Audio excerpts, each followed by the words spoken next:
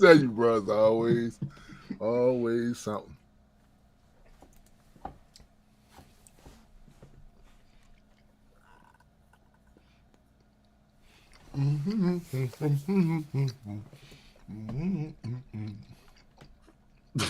What the fuck? Shit. No, that's not it. That's not it. Stop breaking things. Oh nah. This all.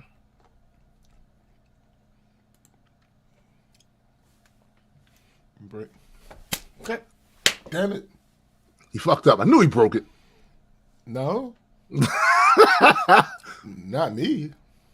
This nigga. You know who got it, Hey, what up, Biddy? What up, sis? What up, Biddy? What up, sis? What's that first like?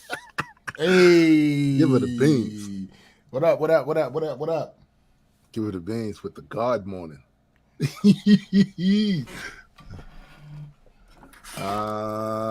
Sucky now. All right, let me do this. Mm-hmm. Oh, I'm about to fuss too. Oh, Not shit. fuss, but it's gonna be a hot take, a bit of a hot take. It is what it is. I'm trying to deliver what I'm going to say today. As typically I'm trying to really get through to some people, like because I feel like some of this stuff is sad, and it's like, why y'all don't see, y'all don't see it, really. Y'all really don't see it. I just want people to like use their there is a time to be pissed, right? And All the time. you I knew you are not the right person to say this. No, you can't deliver this. I am absolutely the right person because I'm trying to get them to be pissed. No, that's your secret, Cap. I'm always what's up, McKenna? I'm always angry. Look, bro, but my issue with people is when I bring these things to their attention in an angry way to get them pumped, they don't. So now I'm thinking, oh, I gotta say it a different way. Like make an appeal to, like, yo, you should be fucking enraged right now.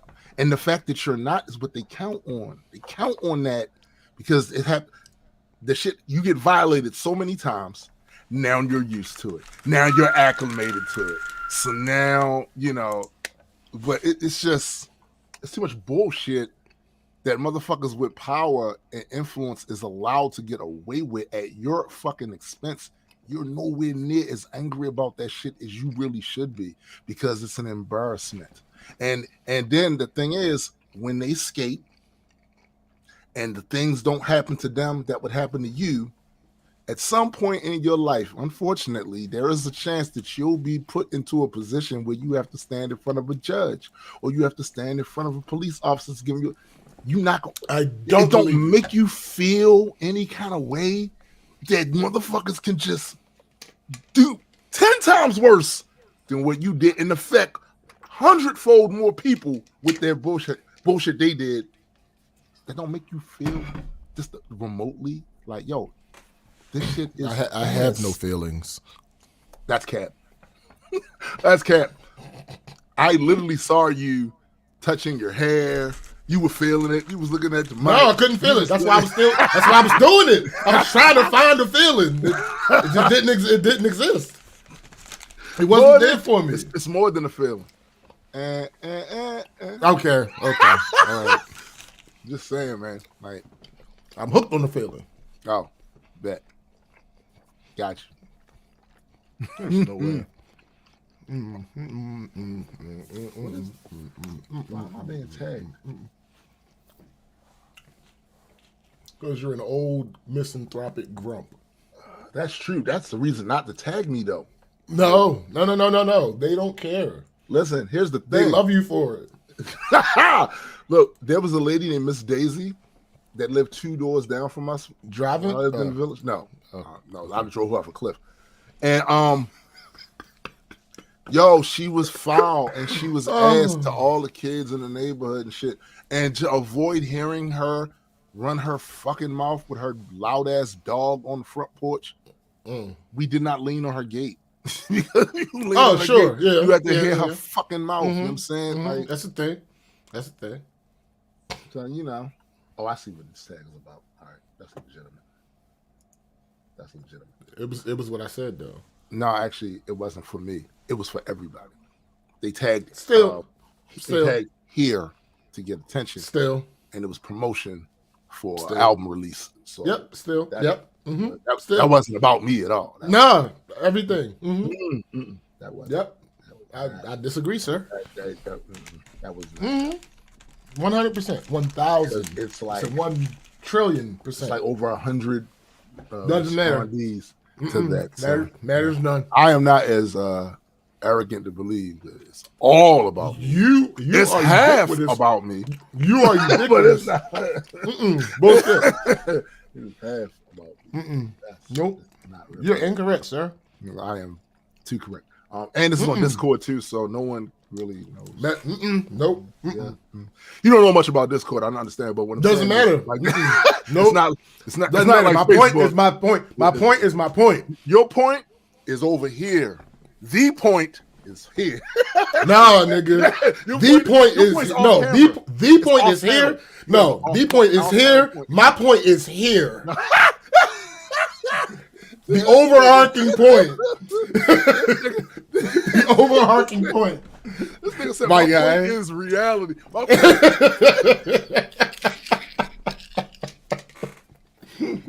My point is the omniverse. Your point is this universe right here. But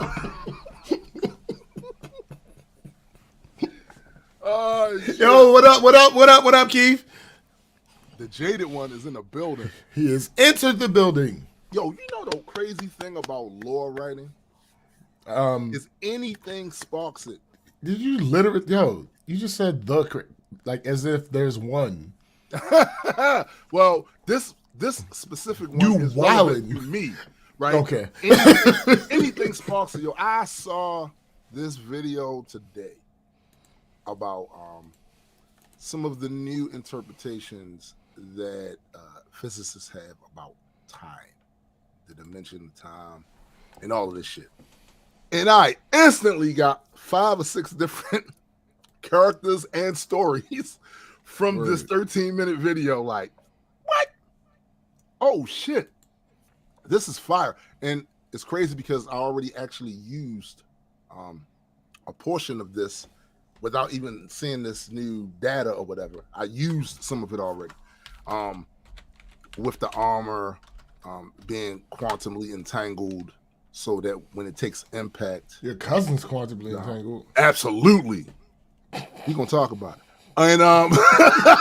And and how when it takes the impact, it distributes it someplace else and all of that. So, that's not bad for Florida. Yeah. Wait a minute, but hold up. It says it's only but it's not the top level. Right. Not only extremely, not dangerously. That's you know how crazy of a hedge that is? Yeah, yo, that's a wild bar right there. That's a wild bar. Like, bruh. That's wild. That's like a mild death. Yo, you're right. Extremely humidity will kill you too. Yeah, it will kill you as fast as dangerously. Like, bruh, like what is going on? But it is what it is. And that's actually we know the context. That's actually good. Absolutely. But see, as bad as that will sound to somebody who doesn't have to live it all the time. Imagine when that shit, stuff like that, reaches places like Maine. Nigga. Right. That shit's gonna be. That's a crazy bar to think about, but facts. I mean, we've had extremely humid days here in Maryland. Oh yeah. Days that your ass should not really be outside. No, right? You should not be outside. Ain't a thing today. Right. Hopefully, you got all your shit that you need the day before. McKenna said, if you walk outside and don't feel like you're drowning immediately, it's a good day. Facts. Shit, crazy. Yo, that's how my camera felt in the Dominican Republic some of those days. Nigga, I would walk. I would like make a transition from a doorway, and instantly You soaked. fog Yeah. on the lens. Yeah. Instantly. Yeah. That shit's whack, bro. But I'm thinking at some point, right? It's something you got to deal with when you into the photography thing with the cameras and all that. You have to deal with that.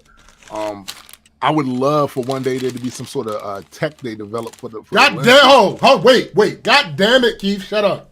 Yo, we not doing that. We not doing that. Not doing that. No. Not doing that. No. Absolutely no. Not. We not Vito. doing that. Vito, I say. Vito. Reclaiming my time. Vito, goddamn you. Reclaiming my time. We are not doing that. Bruh. I don't understand. Y'all can't stand that shit. Cause nigga, I'm a winner baby too. No. I can't stand it. Ain't cause I don't want to hit. I don't want to hear about you being a winner baby, nigga. I'm a winner baby right along with you. So it's and you don't. Birthdays a couple of days apart, and you don't remember it. Let's keep it a bundle. When they was pulling you out into the last wild world, no, you don't remember what that weather was, nigga. I was in downtown Baltimore, Mercy Hospital. It was warm as shit in Mercy Hospital. It was warm as shit in Mercy Hospital. Bruh. Yo, you realize my mom was probably working down there when you were born? That's crazy. My mom and my aunt working there when you was born. Yep. Cindy said, Marissa said, not auntie, man. I had to reclaim my time, sis. Yeah, fuck that. We gonna speak things into existence that we want to actually happen. Look at McKenna. Fuck that snow. Right. Keep going, Jada. I've never seen snow, and nah, we don't want that. No, hold up. No, McKenna. Two things can be true. Yes, Connecticut can have all the snow at once. Right, and we have none. I want Maryland to have Connecticut is way up there. Yeah. Go up there. Go up to Connecticut and Boston and all. Go up there. Matter of fact, McKenna, go to Canada. Go to Buffalo. Go to Alaska. Do those things. You'll get your snow. God damn it. We're not doing that here. We're not doing it. Fuck. I hate that shit, bro. That's such a wild bar, though. I've never seen snow. Yo, but that's facts, it's though. True. It's real shit, yeah. For a lot of people. Yo, I remember one year when it had like snow, like I think it was like 3 inches in Atlanta or some shit like that. I remember that. Fucking mind. I remember that. Everybody lost it like 3 inches of snow. What the fuck you, bro? Why? What? Y'all right? One of I ain't never seen this before. One of my homeboys is from there, lives in Atlanta when that was happening. And he told me, he was like, yo, this shit crazy. He said, but you would have, in order for you to understand it, you would have to live down here. Yeah. You know what I'm saying? Because 3 inches is nothing. No. When you come from places that get this shit all the time. Yeah. Y'all have acclimated. Y'all have things in place. It's like earthquakes. So over there in Los Angeles, they're acclimated to. They got buildings. It's an earthquake. It's just earthquake. Right. They got buildings made for that. You know what I'm saying? But in places where they don't have that, like certain types of earthquakes that wouldn't seem like a big deal over there is a big fucking deal. And the first earthquake I was ever in, that I generally could feel it, like. We've had other little earthquakes here in Maryland that they tell you we had an earthquake today, but it was so minuscule, most of us didn't even feel it. I was living in Laurel, and all of a sudden shit started shaking, and I thought a big ass truck came through that street. but nah. So I go upstairs and get Siobhan and come on, fuck out the house. You know what I'm saying? We standing out there. The neighbor lady across the street, I think she's from Nairobi, I believe. Barely said more than a couple of words to us the whole time we lived there. Good morning, something like that. Bro, she had never experienced this before. No. She comes out of her house, walks across the street, and grabs my hands. Like, the fuck?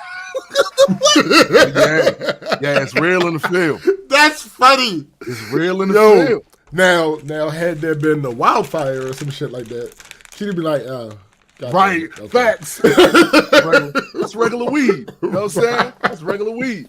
But no, an earthquake, that's real high. So it's probably the equivalent with that snow down there in Atlanta. They don't know how to drive in that shit, and they like, what the fuck? Yo, that's how I found out about it. I think it was on the news. Mm-hmm. I can't remember. And I saw the traffic. The pileups. Like, I'm like, yo. They don't know how to drive in that shit. They don't know how to drive in it. Let's see. Marissa says she's met folks who have never seen the ocean, but have been to Vegas. They just not trying. That's different. Yeah, they're not trying. They're not trying. McKenna says, like hurricanes here, Florida houses are usually cinder block. Mm-hmm. So we throw hurricane parties. Go somewhere else with not the solid foundation we have. The hurricanes, that's it. Yeah, absolutely. That's it. You're not used to it. Absolutely. They don't prepare. It's not like they do a one size fits all for infrastructure all over the country. It's not like that. But I know this much. That's why climate change is never mind. Bro. No. Again, bro, this is part of my frustration with regular people. This is part of my frustration. We don't have, I'm trying to say this, we don't have the cushion that the wealthy and connected have to increase the odds of them surviving that shit and not losing every fucking thing they own. So when these connected and rich and powerful motherfuckers, like, that's just a normal thing that's going to forever happen. Like, yeah, the average person doesn't consider how different it is between the average person and the wealthiest of the wealthiest. Right. I had this conversation with Marcus. Not a serious conversation. We was joking around because it was Friday and we was both like just ready to not be at work. I know that's right. You know, the first week back from a vacation, niggas wasn't trying. So he was like, yo, what if all of it, like everybody in the country just stopped working? Then they would have to do something. I said, no, they wouldn't. He said, why? I said, they could just leave. Yeah, they could just get up and get the fuck They out. have the money to just be able to go somewhere else. That's a fact, bro. they can literally just not be here. You know what I'm saying? They can literally just not be here. And this is the part that should be maddening to regular folks. Like, a lot of the things that they will take for granted, we can't. So we can't get numb about the disparities, because in the long run it affects us worse than anybody else, and yet we do. Like, there needs to be a certain, I get it. My wife likes to say, especially recently, she wants to live her life in sunshine. All of us do, right? Unfortunately, there's motherfuckers out here putting clouds in front of the sunshine. You know what I'm saying? And there has to be we're gonna have to stay a bit on edge and be testy with these motherfuckers. Like, no, we're not letting you do it, but we don't, so they continue to get away with it. And at the end of the day, when they can wall themselves off from the devastation and we can't, it's gonna be too late then. It's gonna be too late then. They walled off. They got their little troops and all of them shit. They walled off. You know what I'm saying? And we the ones out here having to eat that shit. This is the other reason why, like, they go out of their way with their narrative crafting to get average citizens on board with war. Because they know for a fact that the average citizen is looking at most of this shit initially like, this ain't got nothing to do with me. I'm not mad at them. Why would I be mad at them? They'd be stupid. They'd be stupid because they make that switch. Yeah. Like, you can't let you can't be so gullible that everything that comes around just changes your mind. Yeah, bro. And that's no matter if you're originally in the right or not. Like, even if your initial thought is dead ass wrong, you still shouldn't be so gullible as to make them prove it. Yeah. Make them respect your intellect enough to prove what they're saying. Thanks. Right? Like, make them do that. And that's the thing. Like, they know that in any situation where nukes are popped off, just think about all of the highest seats of government have a contingency to get the fuck out the way and go someplace and survive, potentially survive. Now, whether they do survive, we don't know because it's just not happened yet to put a lot of those safety precautions to the test. But they at least have that. The average citizen, if they pop a nuke off in downtown DC, we cooked. We're cooked. So we can't. Facts. So we can't. I'm saying we can't, but I know we will continue to. Right. We can't let up on letting them. You ain't. I told this one. Remember when I told you about? I was walking down the street, talking on the phone to my mother, and out of the blue, some older black woman walks up to me, want to talk about Trump, in defense of him. And I told her, I was like, he's a villain. Wrong tree.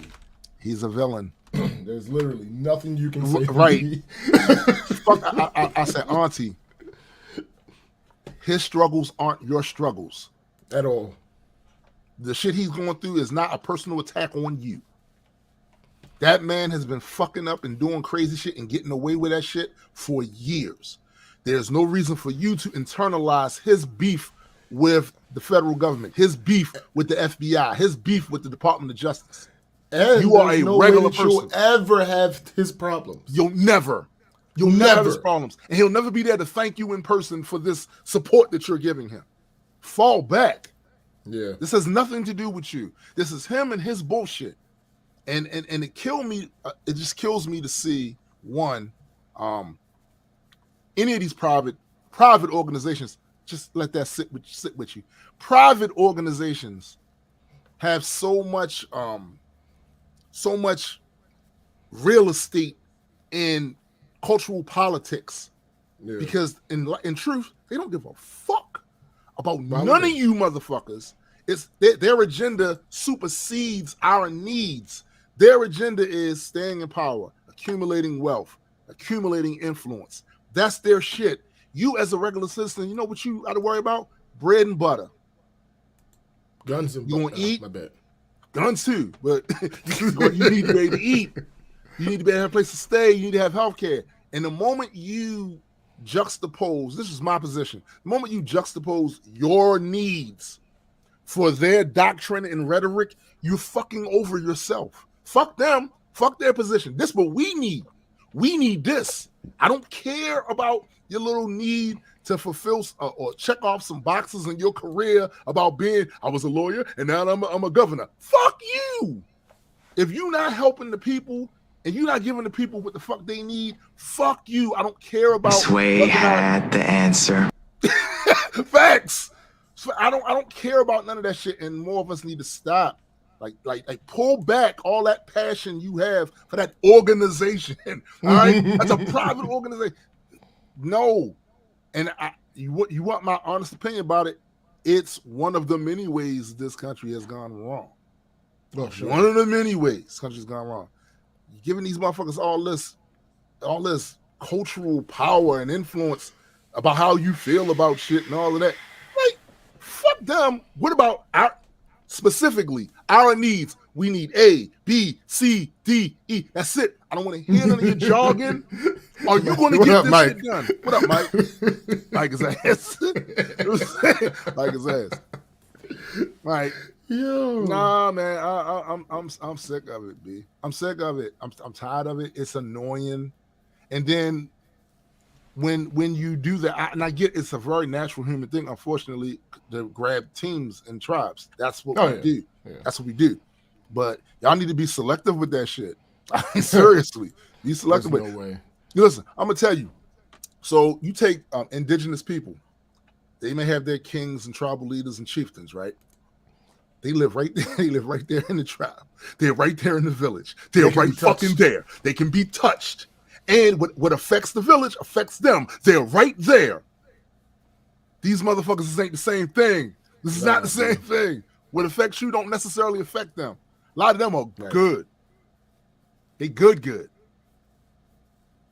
Stop acting like they one of us. They not. I told y'all before, there's only one politician that I knew personally. And I could speak for her passion, why she was doing it. And long before she actually got to go into politics, I met her when she was still in law school, first year law student. And she was telling me then what she wanted to do and why. So if I lived in the area where she was when she became mayor, if I lived in that area, I would have voted for her because I know, she trying to get shit right. All these other motherfuckers, I can't speak for them, and neither can you. If you don't know the motherfuckers personally, you can't speak for them. You can only go off of what they say they going to do, and then hold their feet to the fire if they don't. And if they don't, they better damn well have a great reason for not being able to do it. That's all. I know one politician. I had to make sure he was still in politics. Oh damn! Y'all did a quick Google search. Who's that? I went to high school with him. Oh, he's a delegate. No, all right. Here. He on his way up. Yeah, he's a delegate here. He on his way up. How well did you know him? I went to school with him. That's pretty much the. Yeah, I can't vouch for him. I just know the nigga. I can't. Well, I'll give him one thing. At least he's not a Republican. That's the only thing I can give him. That's literally the only thing I can give him. Only thing you give him, and that only takes you so far. Right. That don't mean a whole bunch. I don't mean a whole lot. No, man. I just. People need to be just a bit more enraged about certain shit. It can be a control rage, but they getting away with murder. They getting away with absolutely fucking murder all the fucking time, and it's to the point where we're numb to it. We just accept it. We'll say, "Oh well, he gonna get off. This is not gonna happen to him." Yep. You good with that? You good with that? Because back in the day, in older civilizations, it was a certain tipping point right before the people was like, "Oh no, fuck that. We're not doing that. Let us eat cake. Get her." You know what I'm saying? Let us eat cake. Even that's not even what she meant. That's not even what she meant. But the point was, let us eat. What? Get her. You know what I'm saying? Get her. You know. So I'm just saying, like we are a classic example of just a bubble we're in. So I see a lot of times we brag about being a first world country with all of these conveniences and tech and shit like that. And when we do that, as was pointed out by a friend of mine on social media, we'll watch these movies where an indigenous population will be being oppressed and getting their shit took from them. And we'll sit there and watch that and cheer for the indigenous people and say, "Yeah, we on their side." Are you though? Because history tells a different story. History tells a different story, and current modern history tells a different story. Like a lot of the conveniences we have here, those raw materials, in order for us to have those, are being stripped from indigenous people's lands with child labor. And the moment any of those people over there attempt to rise up and say, "Hey, fuck this shit," they get smashed down just so we can enjoy a cell phone, right? Like it's these sort of things where we don't put the connection. We don't say, if you're cheering for this fictional indigenous people here, that don't make you moral, because there's real life indigenous people over here that's going through the same shit, and you get your ass to kiss. I'm just saying. And listen, this is not a rant against progress or modernity. This is a rant against that we need to be able to find better ways to have the things and have the progress without shitting on entire cultures of people and taking their shit from them and abusing their kids and being the bully. Because you can sit there all day long and talk about how you was rooting for Luke Skywalker. In all actuality, you're rooting for Darth and them. You're on Darth and them side. And at the very least, at least embrace it. At least embrace it. Right? Embrace The hate. The dark side, yes. You know what I'm saying? At least embrace it, right? Because that capping shit we be doing with the good guys and bad guys on fiction and in real life, real shit like that is happening, and we don't be we go with it. That shit look crazy. At least embrace it. Yeah, we're the dark side, B. That's what we do. We come to the dark side. We have cookies. You know what I'm saying? And cell phones and all that good shit. Like, we got that over here. Oh, yeah. We kick people in the ass. We taking this shit. That's what we do. Thanks. At least do that. At least you have some sort of consistency. What's that shit you and Addie like to say? Keep the same energy. Keep that same energy. That's all. Embrace the power of the dark side. If you will not be turned, you will die. Like, at least do that. But miss me with cheering for the X-Men, y'all. Miss me with that. Miss me. Oh, let me see if I get this straight. You feel bad for them because they're different and they're a minority and they're being persecuted. Because of how they were born. Because of how they were born. No control over it. Yeah. Oh, interesting. Fascinating. Fascinating. Tell me more. Tell me more. I'm listening. You know what I'm saying? I'm listening. Yo. Y'all don't, bro, I heard one motherfucker say in a post, yo, this was their response to someone bringing that very same analogy about the X-Men being minorities that was born a certain way and being persecuted by the system and the dominant demographic, all of that. Somebody did exactly what Stan wanted.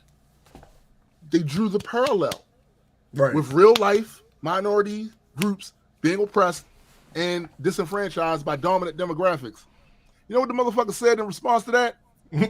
He said, yeah, but you don't be seeing a bunch of mutant criminals. What the fuck is going on? Yo, tell me you don't read comics without telling me you don't read fucking comics. Yo.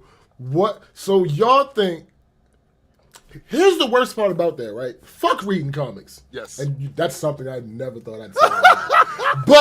But, let's say you don't read comics, but you have an idea of what the X-Men are. Yes. So you think, and this actually trends back to more reality. So you think that these super powerful people, the people that they're beating up on, are not super powerful. Yeah. You think that they're just beating up on regular criminals. Just regular, yeah. Okay. That makes a lot more sense now. Now I get why you like it. But he said, careful there, SVJ. The shit is alarmingly stupid. Like, you don't get it's not a real thing. It's not a real thing. It's not a real thing. You're being disingenuous. You are. No, I'm sorry. They might not be. They want to think that they're on the right side. Or it could be that's a knee-jerk reaction because it's the one they give us. They say, well, maybe if you guys weren't so criminal, then you wouldn't be oppressed, as if the chicken and the egg, like, is not a thing. You know what I'm saying? What up, Cindy? What up, Cindy? Like, seriously speaking, this shit is dumb and it's a knee-jerk reaction. And I think dude said that trying to be in defense of a system. This is the other thing that kills me. You, as a regular individual, why are you so defensive of a system you did not build? You, as an individual, did not put this system together. So why can't you be a dispassionate observer making commentary on the things that don't work? This works. This does not This work. doesn't work. Okay, right. Let's change this one. Right. Like, you didn't, but I'm going to tell you what it is, because they have successfully in this country, and they do this in every country too. I'm not just saying America. This is in every country. They propagandize their people, right?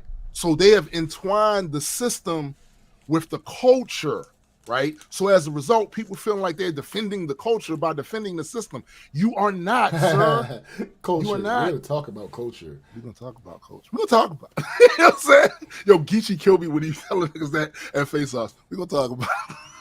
We're talking about it's just one of these things where you don't have to defend the system. Like, classic example, how people identify themselves by what economic system they live in.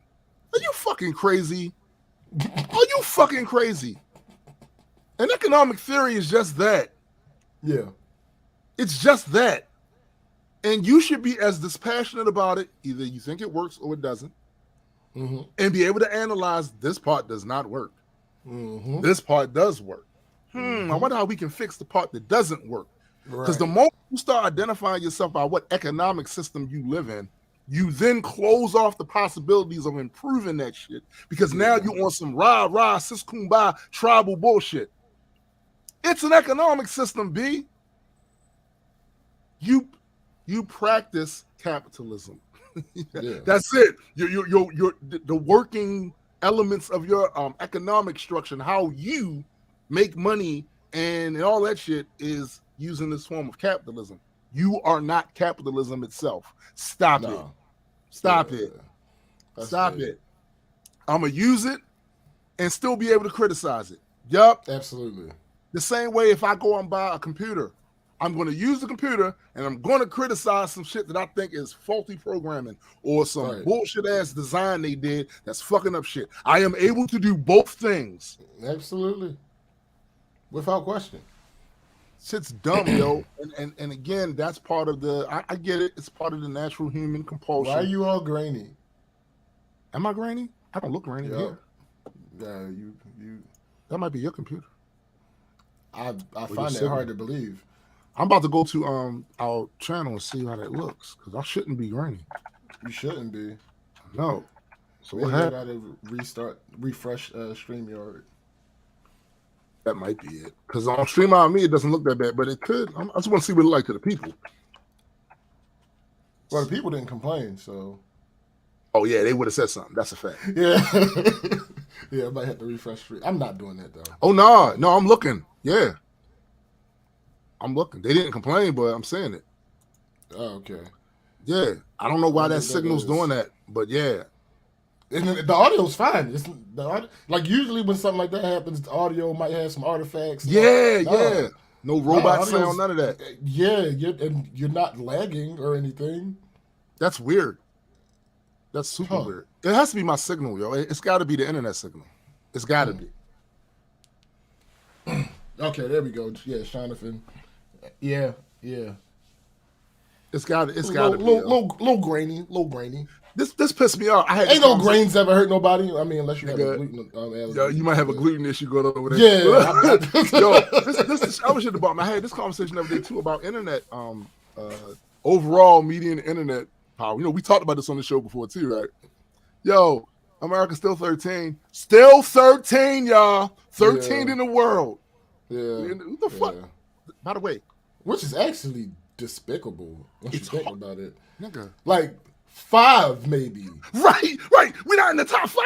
We're 13, B. 13. And I think it's between Montreal and Singapore. They go back and forth. They fight for the one. First world though. First world. Number 13? That's despicable. There's no way that shouldn't be a real thing. People the only reason it's a real thing is because of capitalism. That's the stupid part. Yeah. The only reason that we don't have the best internet in the world, I would say the only reason we're not in the top 5, right, is because of capitalism. Right. Because legitimately Comcast has the stranglehold that they do. Facts. On what is it, telemobile?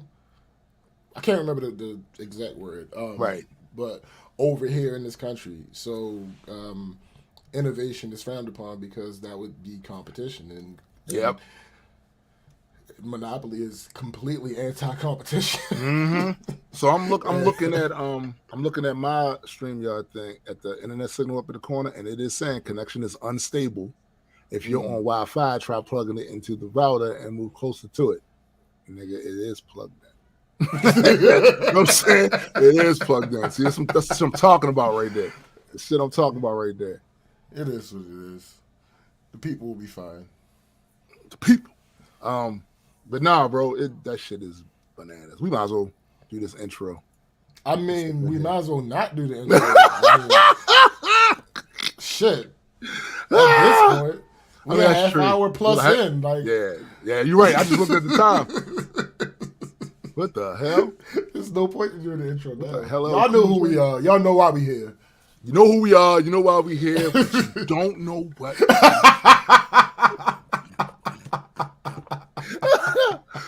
saying? The fuck? Oh God. All right. Shit. So when I started writing my notes for this episode, Right. I started it with nothing of huge consequence has happened this week that I can actually talk about. Interesting.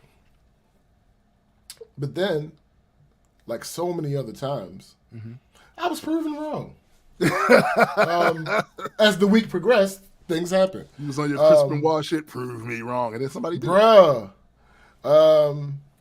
Question. What do you think it is that makes people so sure about anything when they are already in a position that they've requested help? All right, so let's talk about this. I think it's layered, right? Okay. One, it's Dunning-Kruger. All day, Sure. every day, that's it's Dunning-Kruger. The other thing is, it's a pride thing too. It's I'm having a problem with this, but don't think for 1 second that I don't understand how the shit works. I do, but I'm just having a problem with it. You know what I'm saying? I encountered that often. Yeah, I get how all this works. It's something wrong with it. And not user error. Where I either forgot something, didn't do something, or never knew something, and now this is a new variable to this particular piece of technology or whatever that I'm using. That because I may have a great user's aptitude for it, but I don't have a professional person that fixes, that deals with this. I don't have that. This really, to be truthful, that's me with computers. I have a great user's aptitude.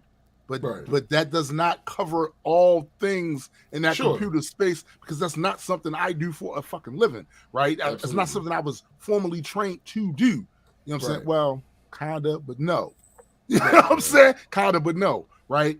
And I think these people, when they see you go over there, they get self-conscious, and they go, I know this guy thinks I'm dumb and I don't know what. Listen, no, I'm not thinking that about you.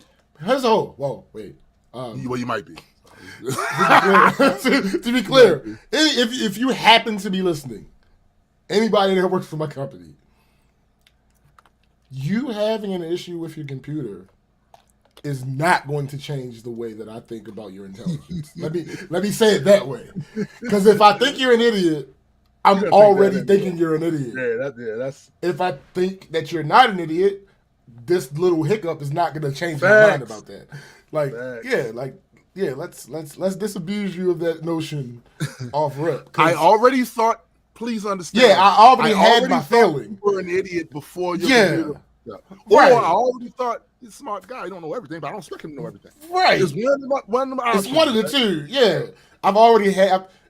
Unless you're new, I've already formed my opinion of you. This small they hate the bruh. This small glitch in the matrix is not going to change anything. Nah, not at all. It's not at going all. to change nothing. So I had a guy having issues with something new that we're implementing. Right. First of all, there's absolutely no reason he should have had an issue. Right. The directions were clear and written out, but alas, he had an issue. So he tells me his issue, and I ask him to show me. Show me. Hold on. Did you give him the Morpheus thing from Matrix? And he said, "I know kung fu," and you was like, "Show me." Is that what happened? Here's the thing. I didn't, because he's a wee little man, and I feel like he would have took it as a challenge. Why you gotta be all that? I feel like he may have taken that as a challenge, and then it would have made the whole situation even more unbearable. What up, Discord? I don't even. Yeah, what up? I don't want to even go through that, because. No, I feel. I've gone back and forth with him time over time, and it's done nothing but just waste time. Yeah, you're living your best life and going back and forth. when I go back and forth with him at work, because outside of work, I allow debates and discussions about opinions. But at work, about work, I don't do that. If I'm fighting back, it's because you're wrong. Right. Like if I'm pushing back at work, it's because you are wrong. Period. Yeah, what you're thinking is incorrect. Yeah. The established is other than what you have in your mind. Right. So it just ends up being a huge waste of time because at the end of the conversation, he still doesn't understand how wrong he is. Right. And now I've just elevated my my stress level for no reason. Right. Because there was no positive outcome. But yeah, I asked him to show me. Show me. He proceeds to start telling me again. Oh my. Oh my. So finally, I get him to show me. Right. And I'm trying to explain it to him, and he's not listening to what I'm telling him. Of course he's not. So I told him, you know what? I don't know. Is it working? Yeah. All right. Go with that. I'll go double check and make sure what has to be done or whatever. But if it's working, just rock with it. Right. And that seemed to work. That's right. funny. Right. So that kind of reminds me of one dumb thing that a bunch of my coworkers do. They blame their lack of basic computer knowledge on how restrictive my company is with what they can and can't do with the computers. I don't understand that. This Explain normally that to me. occurs. Go back. Like how does that work? Oh, well, I'll explain it. This normally occurs right after they tell me that they aren't IT or computer geniuses when I ask them why they don't know what an address bar is. But wait, you don't need to be a computer at all. No, you can just use a computer. That's how most people, they just use the computer. Hold up, so this is not 1992. Bruh. The vast majority of people don't have computers in the house or use computers in some form. Well, maybe some of them don't. For all the fuck I know. All I know is it gets on my nerve. And because I hate. Remember how we always talk about the disdain that we have for people that make you defend something that you don't want to actually Yes, defend? yo. Yes. As much as I love my position in my job, and as many of the things that I do love about my job doesn't need defending from me. Facts. I don't need, like, my job is a big thing that does not need my help as far as the status of y'all don't need my help. They are a big entity. They're good. Right. They don't need they don't need me camping for them. Yeah. But when you come when there's an issue, I'll give you a prime example. So we have people we have a firewall that has this particular firewall has a blacklist and a whitelist. The blacklist is everything. So everything's blacklisted. Right. The whitelist allows specific sites. So because of how that particular one works, that allows it to be a true whitelist where nothing works if it's not on the whitelist. Right. So somebody will be like, hey, all right, so for instance, the new online application thing we doing, are you going to put that on all the computers? And my response is, everything any computer can get to in this building, every computer can get to in this building. Right. Yeah, but I thought that some of the computers didn't have internet. Everything that one computer can get to in this building, all of the computers can get to in this building. Oh, well, I thought that the managers had, like, they weren't locked down. Why are you questioning everything that one computer can get to in this building? All of the computers can get to in this building. Why are you questioning me? I can't say that at work. I can't say that at work. But Let me come down there so I can say it. It's shit. No, seriously, I will go. Come down there. It's shit like that. It's I said, yo, sit. Bang, bang. Shit like that. There we go. Shit like that. Why are you questioning him about this shit? It's the craziest thing. Oh, I thought something, but I just told you. Yeah, but I thought, okay, but I literally just told you. I get that you thought. Yeah, you thought. Right. That's fine. You don't need to bring that back up, though. It's clear that you thought that because I had to explain it. And now you're telling me again that you thought, but I already explained it. Right. And me explaining it was brought up because you thought it. Right. I don't need you to reiterate that to me, but clearly you need me to reiterate this to you. It's like, oh well, I'm not an IT person. You don't have to be for what we're talking about. Yeah, you really don't though. Like, I'm not asking you to do something special. I'm asking you to save this site as a bookmark. What do you? Right. Why are we here? Why are we here? Like on Chrome, it's literally a star. You just click the star, and it'll save it as a bookmark. Like it's literally that simple. Now again, but here's the thing on top of that. These are the same motherfuckers that won't even use Google. What? You know how simple it is to Google how to save a bookmark in Chrome? Very. They won't do it. I don't understand that, B. There are certain questions that I should never get. And I can understand if you I can understand if you're like super old.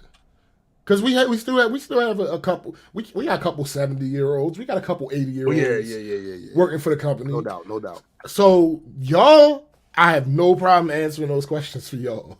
Right. Because I understand the situation there. But if you below 50, this isn't.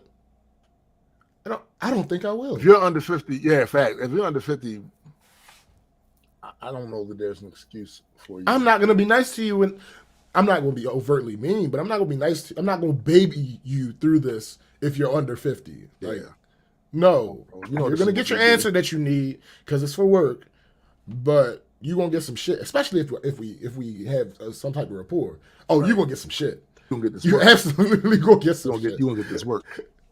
Like, and again, to be fair to your position, you're not saying some extreme shit that it takes somebody who is trained in this, that does this, at all. Understand and know. You're talking about the basic functioning of a computer, of web and browsing. The internet and web browsers and all that other shit. This is basic functioning shit.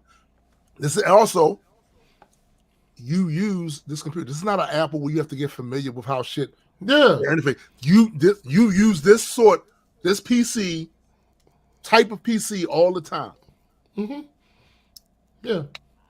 Nah. And it's like, what are y'all? Are you serious? What? So, literally, the instructions that he somehow fucked up and had to ask somebody else, and because he asked somebody else, he got misconstrued. Were here is the website. Mm-hmm. Here is your login information. Mm-hmm.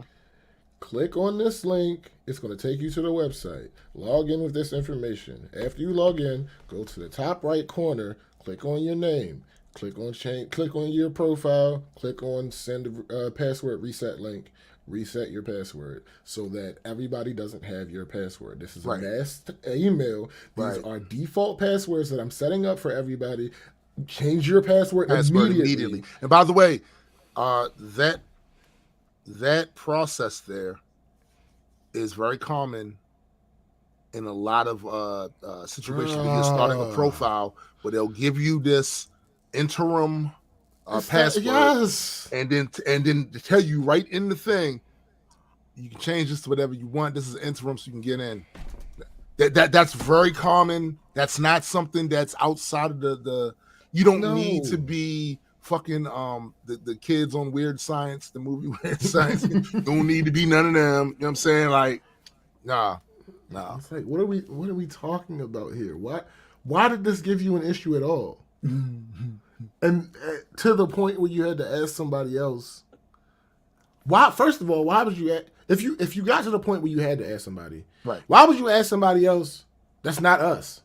Yeah, facts. Like you're literally Like that's the entire point of my department. I was about to say y'all have a literal department there to deal with that sort of thing. So this is the equivalent of them having a computer issue and they call them the Geek Squad. Bro, listen, we right. No, it's worse than that. Because at least they work on fucking computers. No, this is the equivalent of them having a computer issue and then calling the carpenters. No, hold up.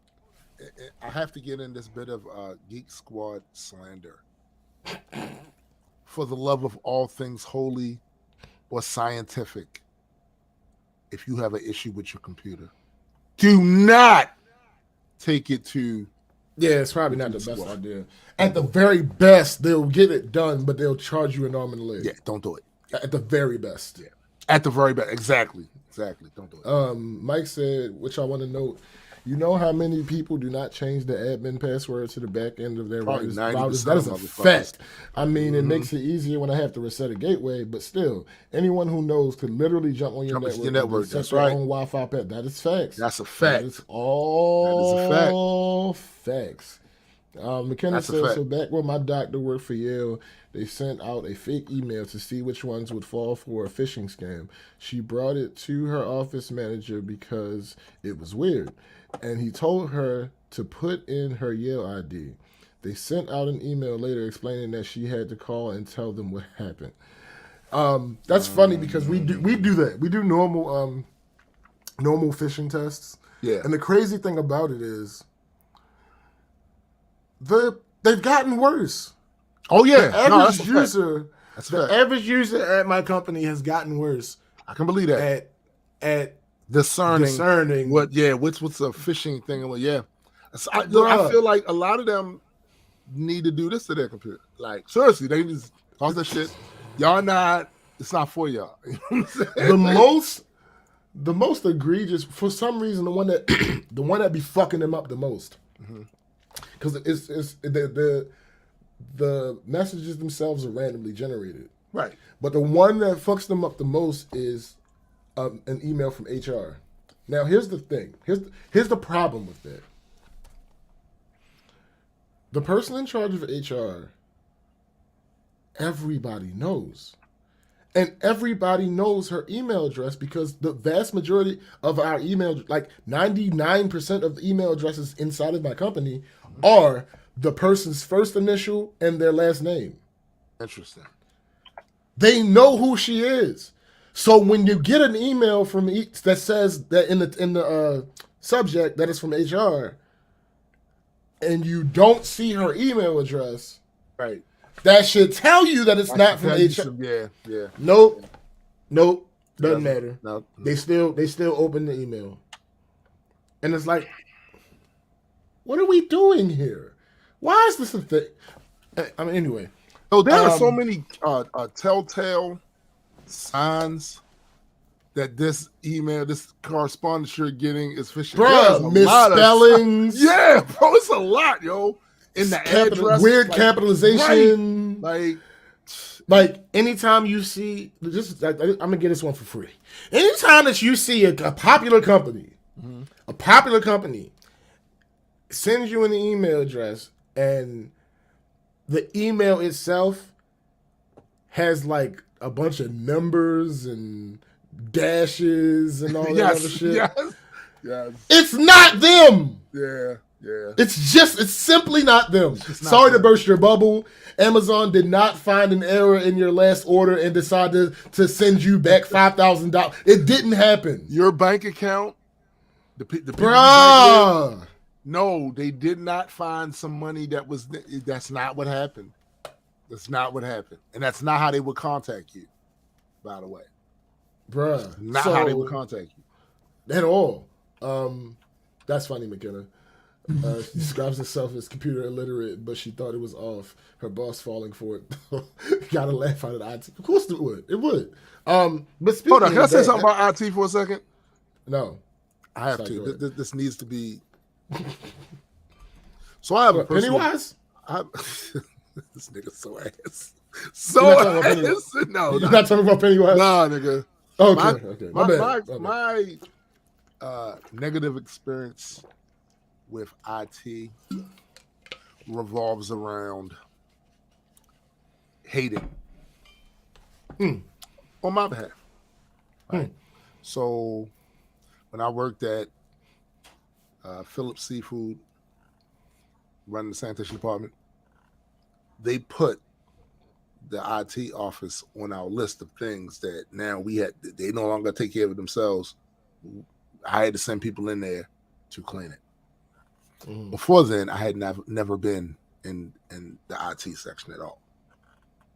It's in another building, right? I had to take some people over there, take a look at it, get our SOPs, standard operating procedure, about how what needs to be, talk to the people. And meanwhile, as I'm looking around that room, now I'm sure this is not the same for you, but as I looked around that room, you know what I saw? A couple of things I noticed. A bunch of geeky posters up on the wall. Oh no, bobble. I wear geeky shirts to work. That's as far as that goes. Yeah. They got bobbleheads on top of Darth Vader and them all in there. Then I noticed the IT professionals and shit. I noticed them. They had a nice little snazzy shirt on with the little tie game going and some really soft bottom shoes that were probably really comfortable for their feet and everything. And then I'm still in there. I'm noticing the culture there, the environment there. A lot of playful banter. That's true. Yeah, having a good time and all that other shit.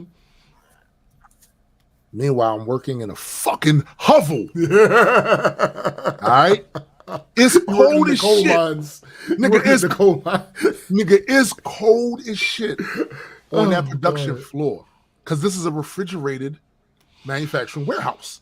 I'm freezing. Got the hoodie game with the long gray supervisor coat.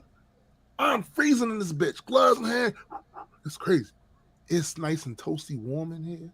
That's why you're so cold-blooded? Just saying. And I said to myself, this is ass.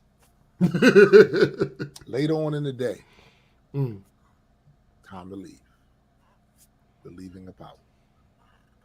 Who do I see? Now, mind you, this is one of the early points in my work thing there when I became a supervisor, where I still had to be in there like in the morning before they did the overnight shit. I'm leaving with pretty much everybody else. I smell like crab meat. So do my workers and shit. So do the people on the production floor that don't do sanitation. They just work with the crab cake stuff and soup and all that other shit. And y'all smelling kind of foul. Can't wait to get home to shower this shit off. I see the IT professionals leaving out of their office, high-fiving, still looking snazzy with their little shit. Nothing disheveled. And I was like, they just did 8 hours. They just did 8 hours. And look at them. And look at them. I just did 8 hours. And look at me, King. Look at me.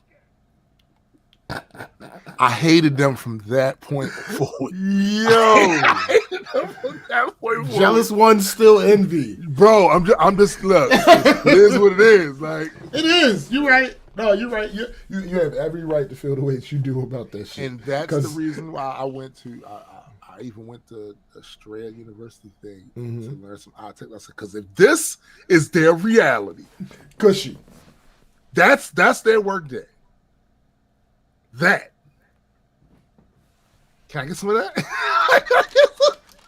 You can't beat them. You gotta enjoy them, right? Facts. Oh, facts. You ain't right. You ain't wrong about that one. You ain't wrong. Cushy as fuck.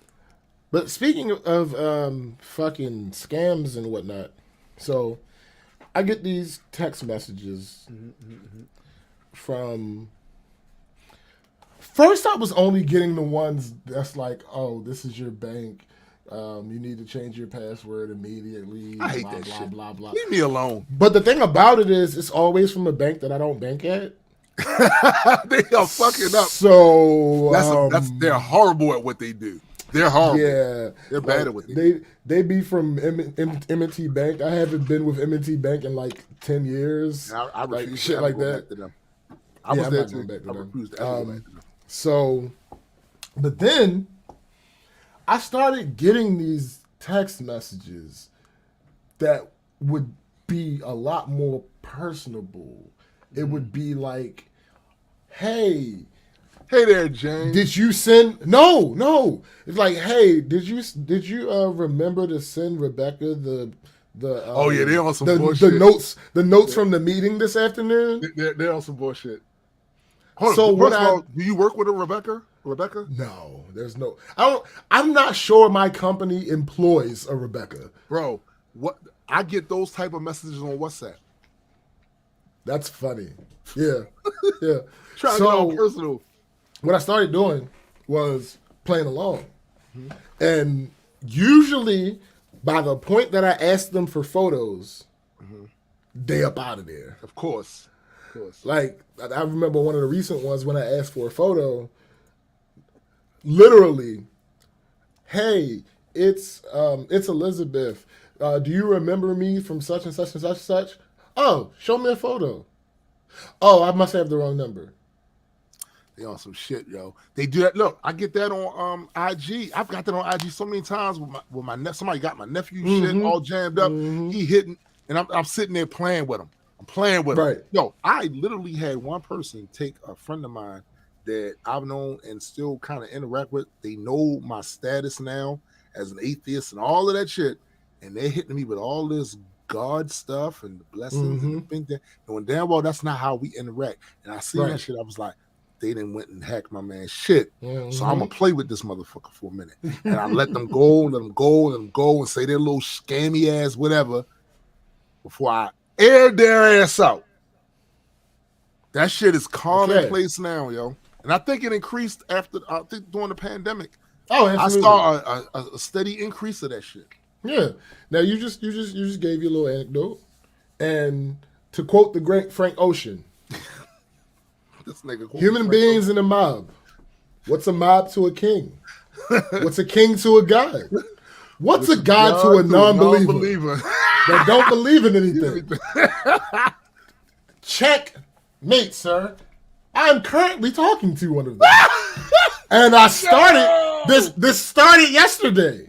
No. She again, she purports to be a woman, a Chinese woman from Singapore who lives in New York currently and works in Manhattan. So let me let me read some. No, Singapore is Asian Wakanda. So facts though. All facts though. Fuck, where is it? Okay. So this is how the conversation started. She says hello. I say hello with question mark. Is it me you're looking for? You stupid. Say I'm Serena. I'm Serena. How are you, David? David. Wow. I say Serena. She say yes. Can you send me the drawing file from last week's meeting? I said, you got a new number? You play too much. She said But yes. I'm here for it. She said, yes, my phone was broken, and this is my new phone number. So I send you from this number. I said, oh, send me a photo. She said, oh, aren't you a fashion designer, David? I said, yes. I'm not just going to send you files without you confirming who you are. She sends me a picture. Yeah. Okay. All right. She sends me a picture. I say, does not look familiar. She said, oh, I'm so sorry. I think I added the wrong number. Sorry, did I bother you? I said, no bother. She said, thanks, have a great day. Are you a lady? I said, I am not. I am a man. Did she call you David? Well, she remember, she just said she realized she got the wrong number. She said, are you a lady? I said, no, I'm a man. She said, oh, sorry, you're so friendly. I thought you were a lady. I said, a man can be friendly too. She said, so sorry. Any way we can be friends? Oh, I said, I said, I would like. Tell me about you. She said, actually, Your I'm ass. from. Your ass, yo. Your ass. She said, actually, I'm from Singapore, but now I'm working in Manhattan as a fashion designer. How about you? I say, I do IT and media in Maryland. I didn't lie. No. I didn't lie. She said, oh, I see. I said, how long have you been in Manhattan? She said, I've been staying here for 3 years. I said, how do you like it so far? Yo, she lying her ass off. Here's the thing. I said, how do you like it so far? She said, I like to stay here because America is a beautiful country and very charming. I like freedom and diversity in the United States. Everyone can find their own direction. Now, hold up. Stop. Before you say anything. I'm going to get back to this in my next thing. Okay. I'm going to get back to this very sentiment. By the way, y'all, Singapore is lovely. Yes. Oh, Singapore. Oh, fuck. Lovely. But yeah, I'm going to get back to this sentiment in my next thing. Anyway, I said, that's a very nice way to think about it. She said, thanks. She says, thanks. What do you do for a living? Just told her that you do IT and media. Right. I said, I do IT for my main job. I have a small media company. She said, oh, I see. Your job is great too. Can you send me a photo of you? Let me see which handsome man is chatting with me. So, this is when I had my dilemma. I had a dilemma. So I hit Fab and Marcus in the group chat. I'm like, yo, I'm talking to somebody from Singapore who I'm 99% sure is a catfish. So Marcus misunderstood. Marcus thought that I was like talking to someone. Yeah. And I reiterated, I'm like, hold on. Maybe that was a poor choice of words for a text message. No, somebody hit me up from a random text message and I'm in conversation with them. Right. And he didn't give me good advice. Because I'm like, they asked me for a they asked me for a picture. What should I do?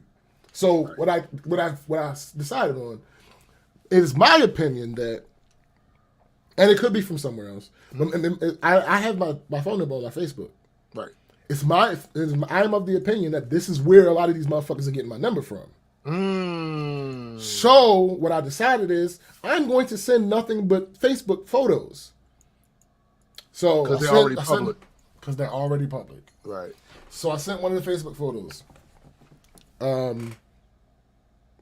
I like your hair.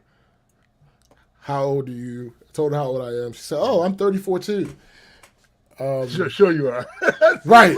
Yeah. She said, are you busy? If you're busy, don't mind me. I'm too talkative. I said, it's not an issue. Texting is always easy whether or not you're busy. She said, thanks. Do you use Telegram? This is my work number. So if you use Telegram, you can add my personal number in your Telegram. I said, no Telegram. I have WhatsApp. She said, oh, I have it too. I will give you my number. So that was pretty much the whole. I'm going to ride this shit to the wheels fall. You should. This is Singapore, by the way. Bruh. It's not quite, but yeah. Singapore is absolutely amazing. Like, nigga. So the fuck? Mike Steeples said she wants to behold your glory, not everyone is worthy. Worthy. That's funny. So I'm going to try to keep this going as long as I can. Yeah, hopefully have weekly updates on this. There you go. Because here's the thing, right? I'm kind of thinking that one of the reasons why she would have continued to engage you is because I still might be able to get something out of this. I still might be able to get really familiar with this person and then lock in some stuff that allow me to benefit. But I just want to caution would-be scammers that could be watching this now, with people like us. We're petty as fuck. Bruh. We will string you along and fuck you over for the gall to attempt to play. How dare you? How dare you? How dare you? And also for being unaware of the fact that in 2022 there has been numerous documentaries about scamming and people like this shit is no. Forget 2022. In this particular situation, you know how long catfish has been a thing? Yeah. So I've gotten several photos, and so far the photos do look like they're of the same person. Okay. So That's one thing. I wonder how Easy enough to do. Go to a Facebook. That's what I'm saying. page, Right. them. I want to see how deep The their catalog goes. is. Yeah. That's Yeah. I'm interested. You know, I'm the watcher. God damn it. So now the focus is on you. Now the Right. listen. You came into this thinking you was gonna get me. Now the focus is on you. my how the tables have turned.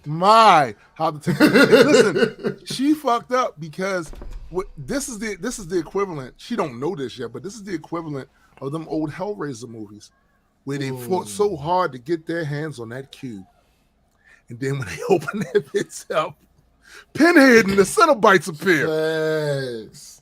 That's not what you really wanted. That was the cube, and you opened that shit now. So now we have such sights to show you. Oh. You know what I'm saying? Like, Oh yeah. I'm gonna drag this out as long as I possibly can. Oh yeah. All right. So, trigger warning. Maybe for some of the people that happen to be listening. Mm-hmm. Now we have a lot of people that listen and never comment. Yes. Sometimes it's because while they're watching the live, they're doing other things. Yep. So they can't actually comment. Sometimes it's people that don't watch the live and they watch the playback or they listen to it on the podcast places and all that other good stuff. Facts. I want to be clear. This is a trigger warning potentially for some of you. TW. This is a hot take potentially for some of you. I want to warn you also. Do not fall for the trip. The trap. Start asking the cafe. Oh, I'm gonna get there, special space. Oh yeah, we getting there. Oh, I'm gonna get there. This is a potential trap for some of you that could possibly be listening. That's funny, special space. Make her get your name tattooed.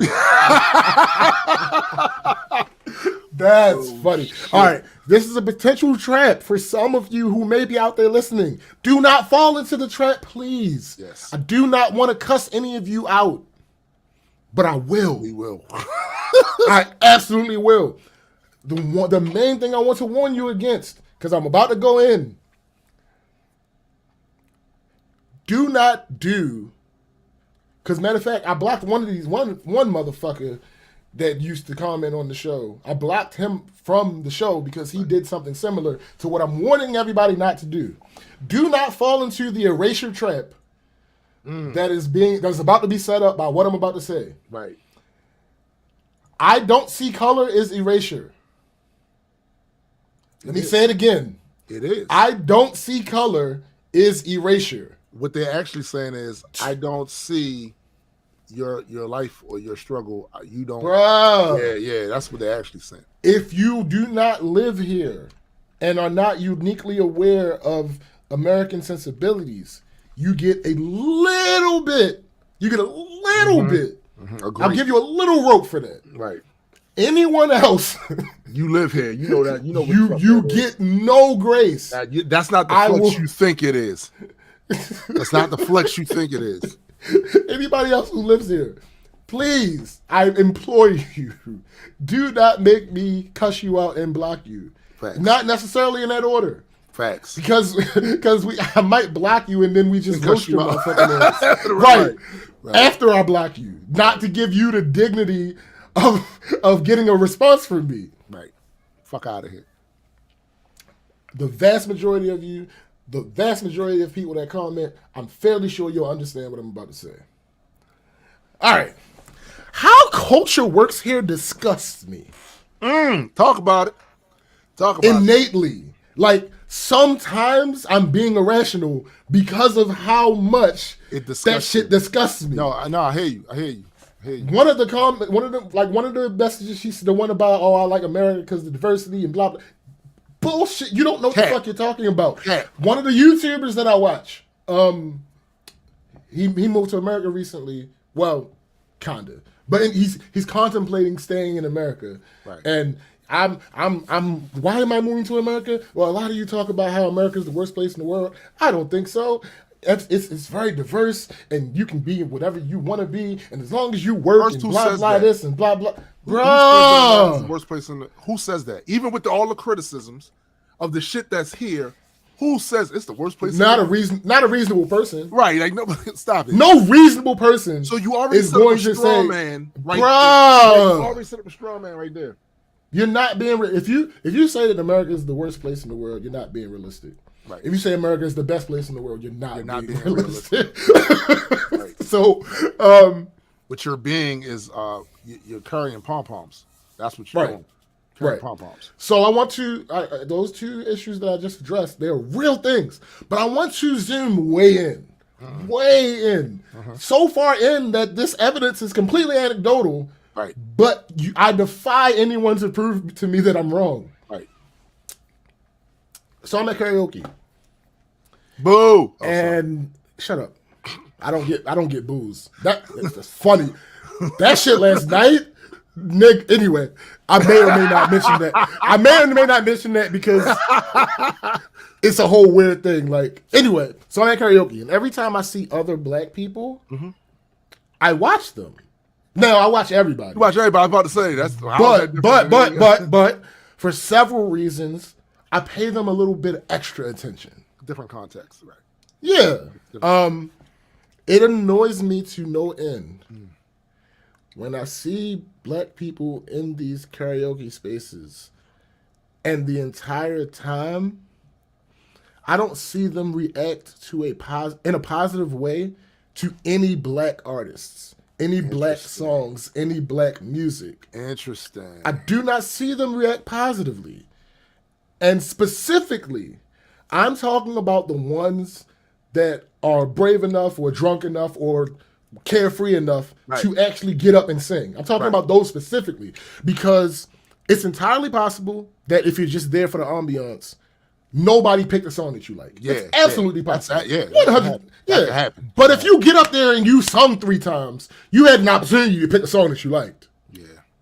The reason this bugs me is because in my limited sample sizes of going to karaoke, I see the opposite from other cultures. I see it the way that I expect from other cultures. Right. Honestly, like 8 times out of 10. 8 times out of 10. When I see Hispanic people and they're in the place to be, and some Latin music comes on, they fuck it up. Doing their thing. I'm talking about in a good way. No, I know what you're saying. They doing their thing. They fuck it up. They in it. They deeply into it. Yeah. When I see the white people in these karaoke spaces, But then the classic hits from a lot of bruh, and some Sweet Caroline come on. Boy, they gonna they gonna into give it up. They gonna facts. give it up. Yeah. Facts. They gonna give it up.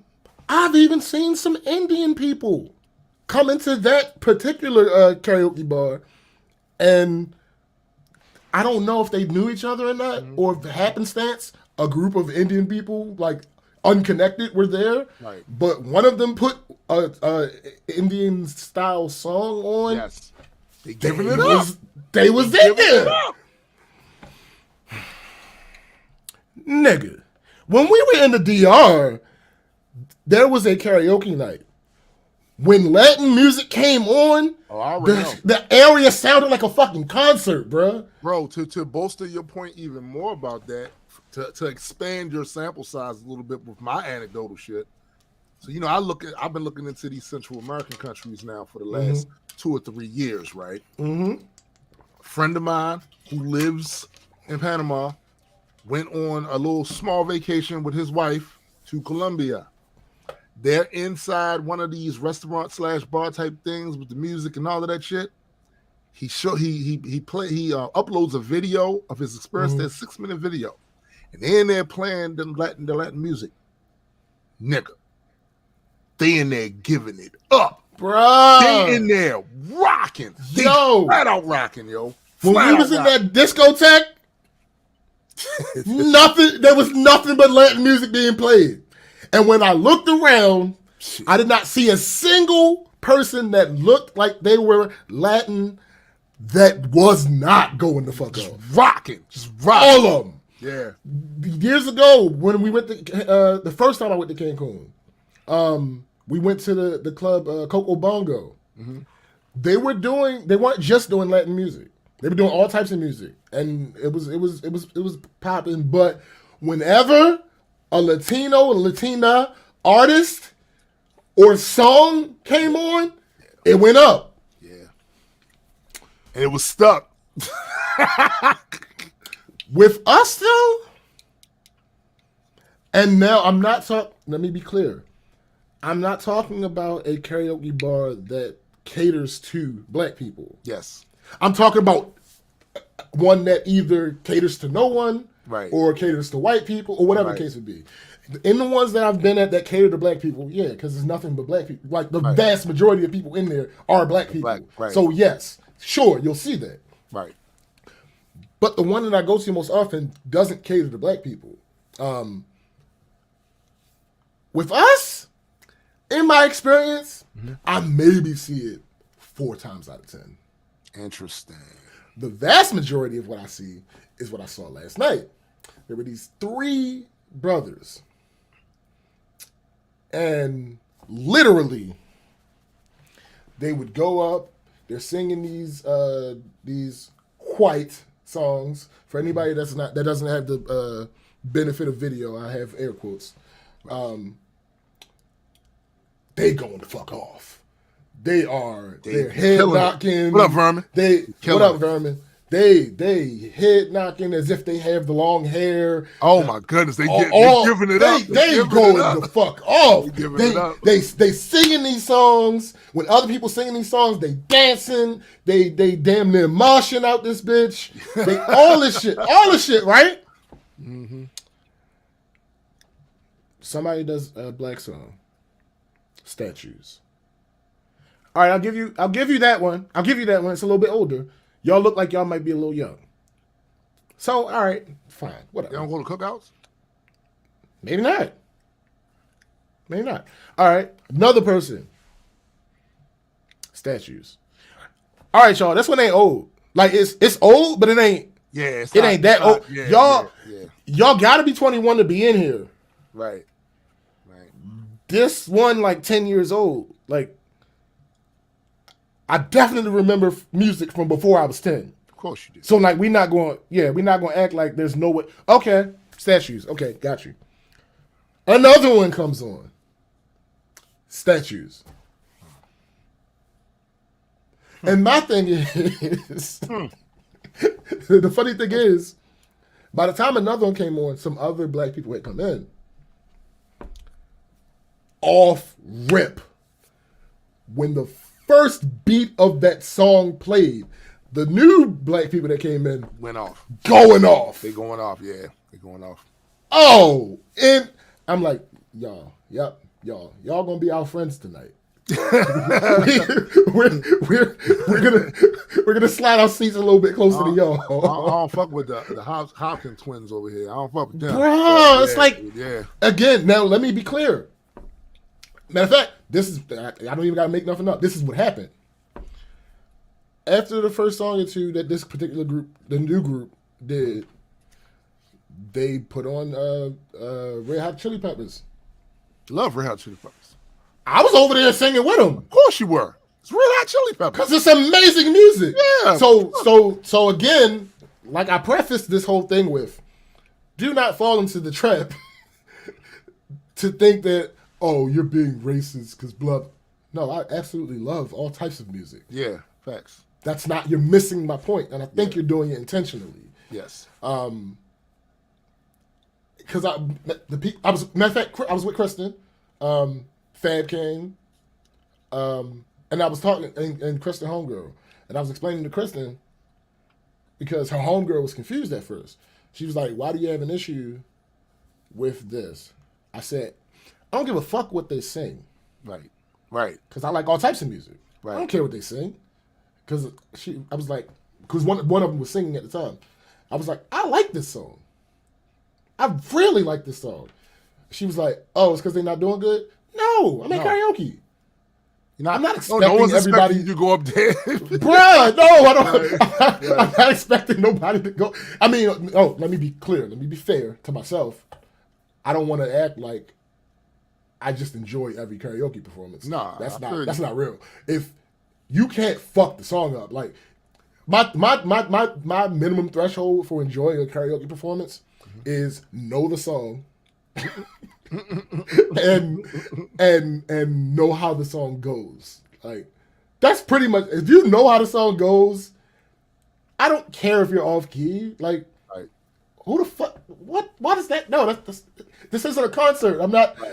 You're not a professional artist that I'm paying to see. Right. I'm in this bitch for free, and we all having fun. If it's a good song and people like the song, half of the time, particularly if it's a more upbeat song, half of the time, I might not even hear you because other people are singing along too. Singing it too, right? Yeah. And then I explained to her, I'm like, I've been here since karaoke started tonight, and literally, they don't react at all to any black music. None whatsoever. But every rock, and it was a couple country songs, and ones performed by white people. Mm-hmm. Y'all going the fuck off. Even some where y'all not singing along. Y'all just still. So y'all probably don't know the words. Y'all probably don't know the song, but y'all just. I'm wondering. I have no way of actually. There's no data that I have to support any of that, but I'm wondering because there's this. If this is connected to this other phenomena that I really hate about our community and the music it creates, right? We'll create an art form, a genre, and this rock, and then classic stuff comes out of it. And then, as a culture, we will abandon it, and other people will then take it over because this is a dope ass genre. Yeah. And at least people listen to those earlier works by these black artists, and were inspired. And I'm being nice. Because in some cases they outright stole it. I'm talking about the ones in good faith, right? Inspired by it, and it made them want to be artists in that genre. And they're not from our community. And they go and they take over and they do what they do, and we abandon it. Yeah. So we gonna make something else, but then it gets to the same point where we abandon it. And as years go by, you'll have somebody like me listening to rock. I remember as a kid listening to rock on boom boxes. And they have people in the community who don't even know this is our music. We created this shit. Tell me, why you listen to that country shit? Bro, we started this. That's our music. We started this genre. Yeah. And just because and this particular white artist is singing it, he's dope. Facts. He's dope at doing this genre that our community. I mean, hold up.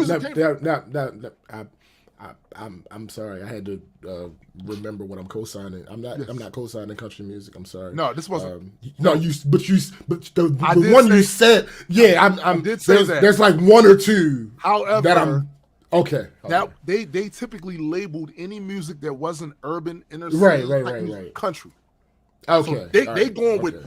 You hear that? I'm playing Alexander the Great, right? Oh, okay. Where they Alexander the Great, right? And they calling that country because they that's anything that's not okay. Now I don't know if they still do that, got you. But right. So, and I do like some country songs. I can love Johnny Cash. I do. Yeah, I'm just. You know what I'm saying? I don't consider that country. No, seriously. I don't consider Johnny Cash country. He's like there rapping. I get it, but I also like he is. And when I went to perform in Texas, and we was in the airport, and he was playing this old ass video of him, Dolly Parton, and a couple other country artists on there. Okay, Dolly's fine. I love Dolly. Yeah, I love Dolly. Dolly's fine. But I always consider Johnny Cash bluegrass. Really? I know it's slightly different, or because. Especially when he got into some of his older, slower, more dark stuff. Like I didn't consider that country, but maybe I could be bugging. Yeah, but that's in the country genre right there. But that doesn't mean that it's not influenced by bluegrass because there's a lot of rap that's influenced by rock. So that's facts. And soul and That's funk. facts. Mm-hmm. So it could have bluegrass elements in it, which is why you hear it, that sticks out to you. Yeah. Me, the rap part stuck out to me. They was at the Grand Ole Opry, and Johnny Cash was spitting bars in bar format. I don't care what nobody said. Yo, I've been rapping for 40 years. I know bar format when I hear it. He was spitting bars. And they were dope. And they were connecting. And one of the things they used to give Eminem a lot of credit for is that he rhymes in complete sentences a lot of the time. Well, initially when he first came out. This is what Johnny was doing. Right. Johnny was rapping in full sentences. And everything was rhyming. And he had rhymes within rhymes. Like rhyme within the bar. But it's this, that, and it connect there and it goes with that. I'm like, and me and my wife's in there, I'm like, oh, this motherfucker's spitting.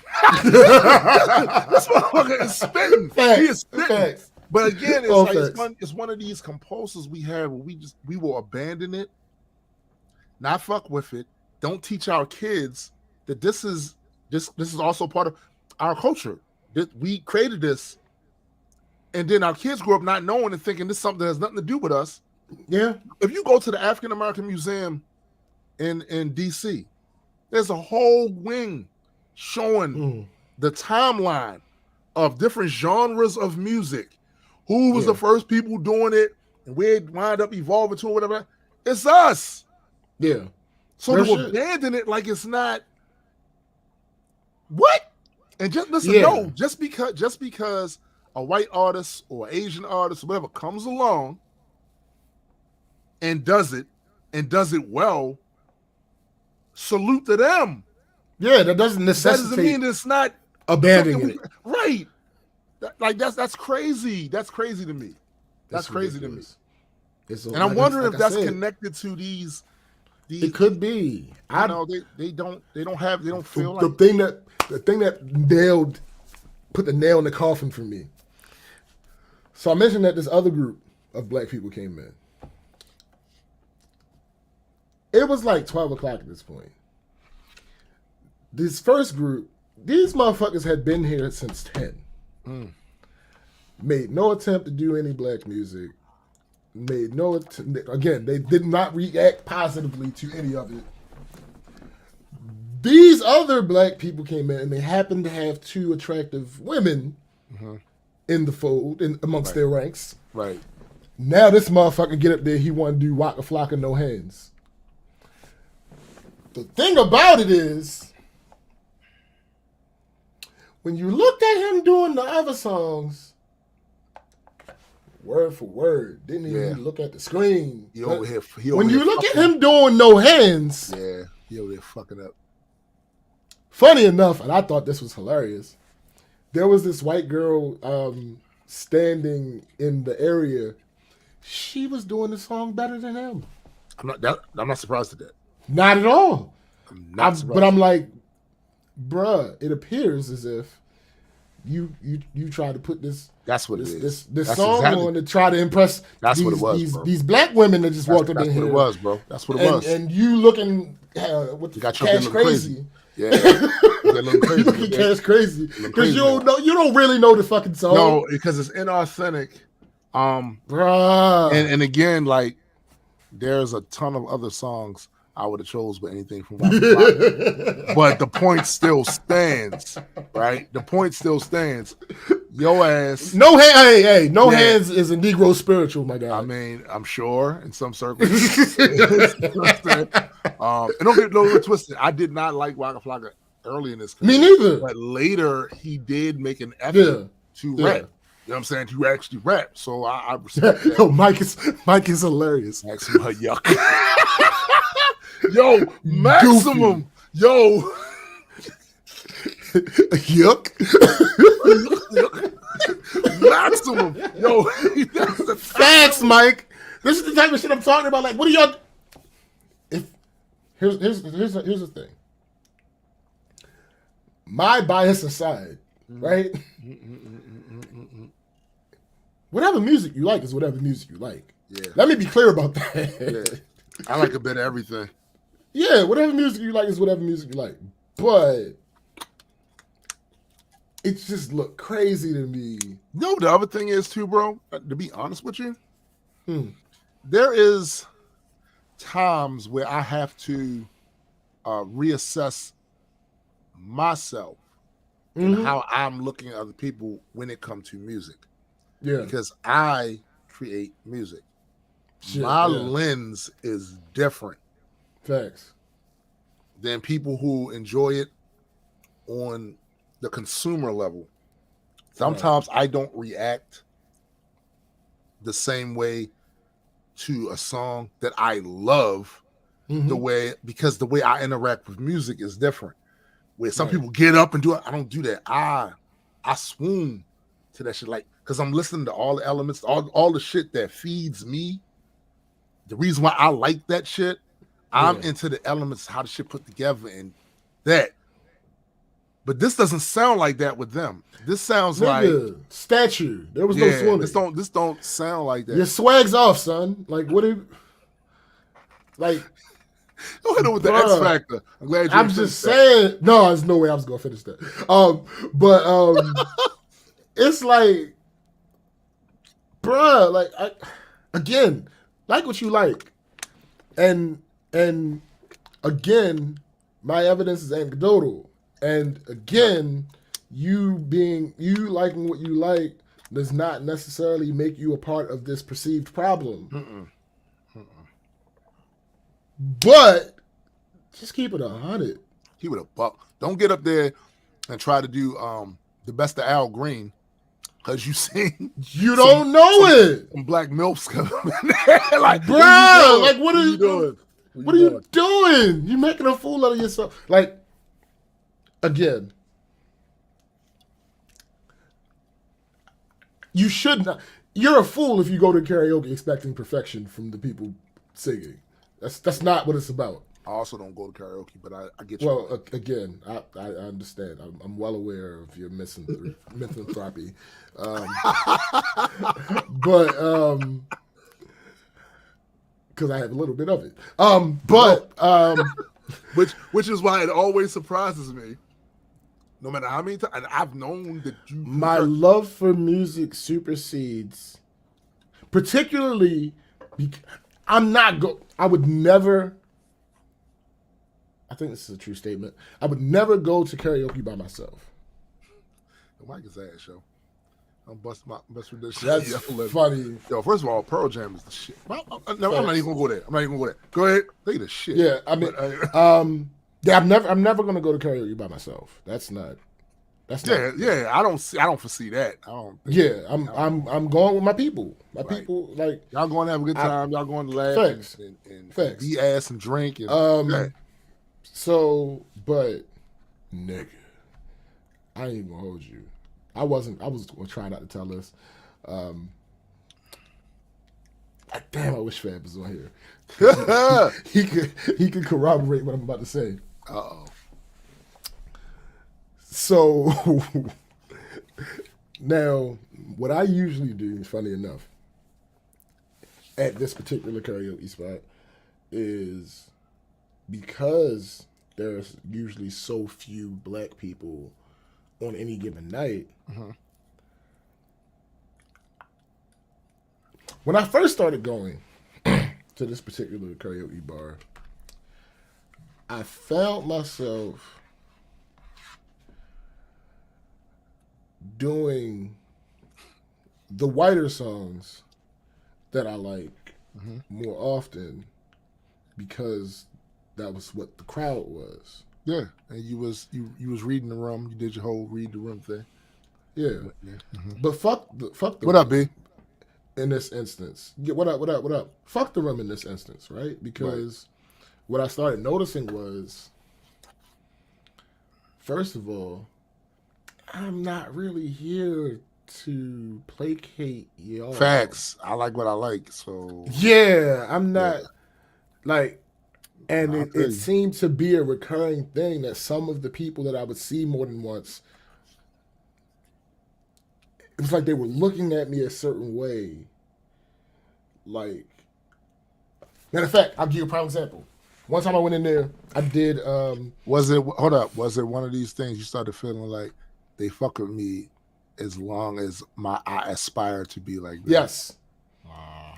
One of the times I went in there, I did. Which REM song was it? Losing My Religion. Yeah.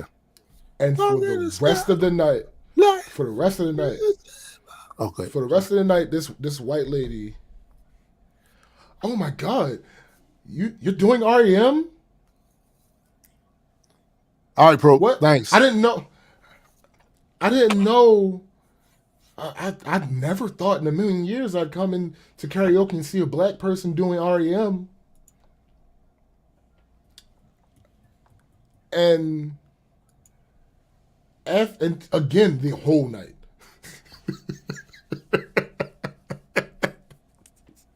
See, dude, I some of y'all don't know what the fuck to say out y'all mouth. like we all live in this place. We're all consuming similar things, and there's overlap. So there's going to be some super commercialized song. We're talking rap early in the 80s and the 90s. There's going to be some super commercialized songs that wind up overlapping demographics on the rap side. That's going to be the same thing with that in rock, and easy listening. You name it. It's going to. There's certain songs that are going to transcend genres, and they're going to make its way over to demographics that typically don't listen to that. Fuck is wrong with you? Yo, Paul needs to be stopped. Yo, yes, he does, yo. Yes, Paul. The answer is yes. Yes. That's exactly what happened. So, from that day forward, I purposely, of course you did. I'm disrupting this shit. Fuck y'all, because I'm about to be in this bruh, singing Muddy Waters. Fuck y'all. Fuck y'all. No, we not doing that. We talking about R&B 90s deep cuts. Not even the joints that was top of the charts. No. Right. If it happens to be on this goddamn karaoke app and I come across it, that's what's going on. Facts. And Marcus, for all of his sometimes not being at the same place that I am with this type of thing. Right. No, he's for right it there. when it comes to right there. nigga. Right there. He's all for yo. Right there. One night this motherfucker. I'm probably a bad influence. It's fab too. It is what it is. One night we was in it, and this was back when Marcus was still hosting, so he had the power. Right. He had the power to do whatever the fuck he Power. wanted. So We man shit. I get it. I don't know how many of y'all that are listening are familiar with the TV show Martin. Martin. Oh God. Martin. So Martin. I had this particular night there were quite a few black people in the bar, and there were more black songs being picked and being sung during karaoke. And I don't even know what the fuck made me think about it.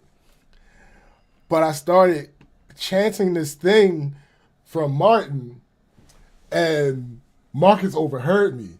And he was like, oh shit, we about to do that.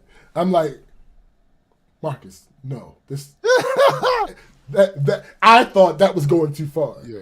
I'm like, I'll hear none Marcus, of your hesitation. He was like, fuck that.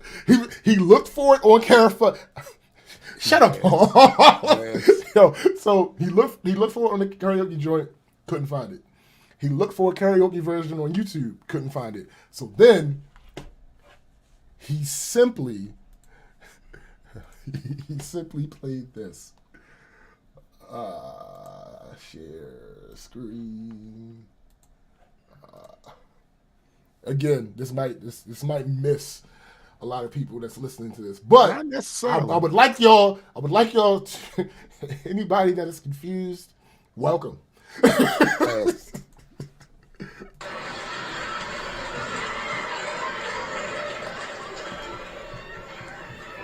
put the drawers in the cake, man? Who drawers? Like you said, man. You said, Mama said put the drawers up in there. Ridiculous, that woman won't even let us in the kitchen. Yeah, but what happened to, I'm gonna put my foot down. What happened to that? Pause for copyright sake. Yes. Shut up if you show your dog on peace. Give me a head. I don't know how to show peace. Ella, you know you always was better than me with that cornbread. Wait a minute, Florine. You still chucking them peas, big face? Big face. Another pause for copyright purposes. Paul. Don't mess with me, Jenna, because I'll take your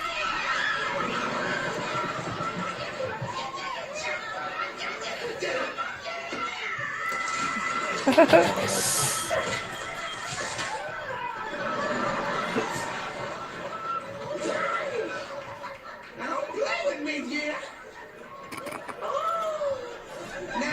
All right, another pause for copyright purposes. Just pass me those peas. Did you say pass the peas I like you need used to do?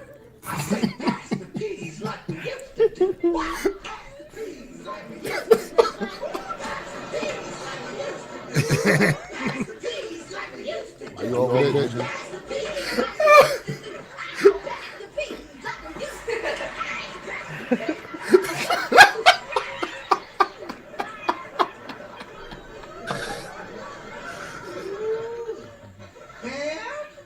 You got such a lovely voice. You know, but we couldn't hear you over Gene. Sound like somebody choking a damn cat. Now, how would you have sang it if you wasn't drowned out? Pass the peas like we used to do. Pass the peas Like we used to do. So pass the peas. pass the peas. Pass the peas. Pass the peas. Pass the peas.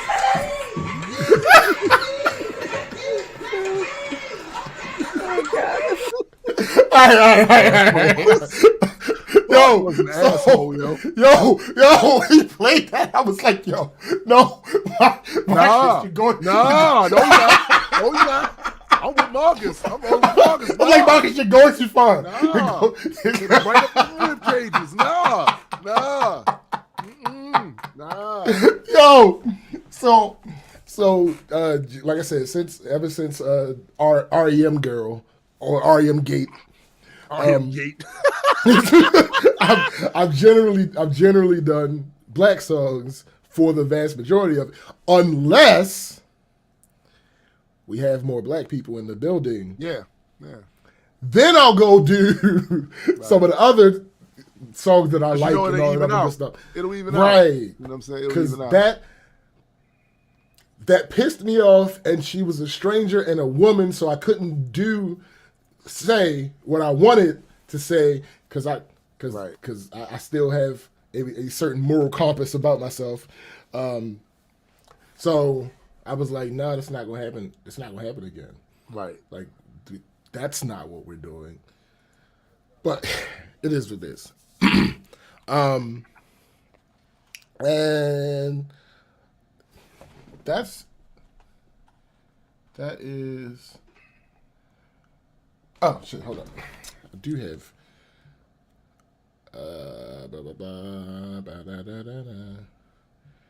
Where is it? So we was talking about last week. I brought the whole generational gangbanging thing up. Right. Hold on. And pass the peas. Like.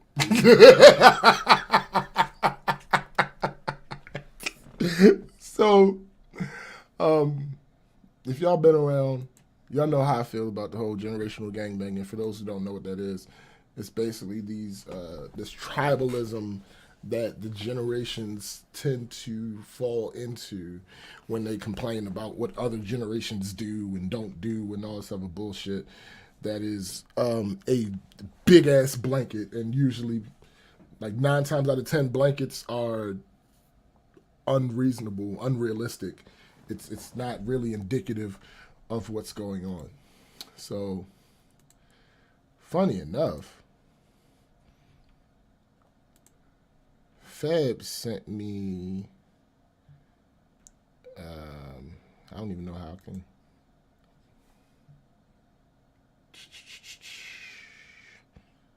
Trying to see. There's no way that I can do this. No, there's no way that I can do this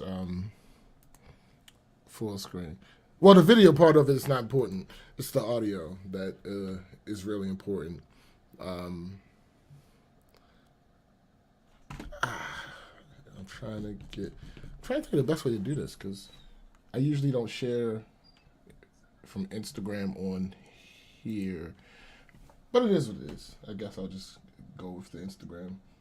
The Instagram share other things. And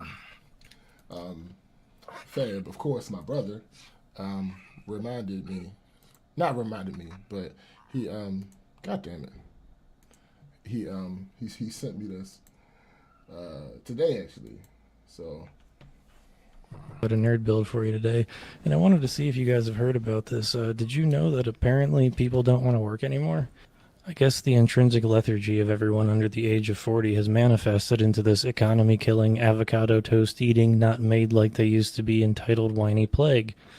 Of course, it has nothing to do with the fact that we're watching irresponsible, too-big-to-fail oil companies give the earth a Colombian necktie while we're told to worry about our carbon footprint, or that our parents' generation were able to afford a home and kids without the need of a college degree, while we're saddled with student loan debt because that same generation delusionally forced college down our collective throats while we were still children, and they sit back like pompous bullfrogs trying to croak on about personal responsibility now that they've already made us drink the poison.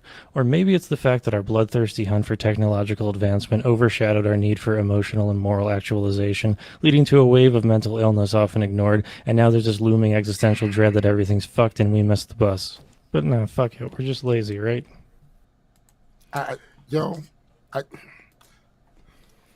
It'll never not be annoying to me to hear people from certain generations spew the lazy youth shit.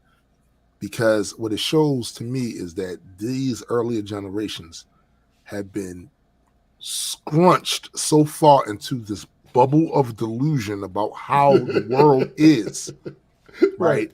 That they still think they can apply their 1950s metric. Palm said, is he an auctioneer? Ass. Yes, he was speaking quickly. Yes, he is.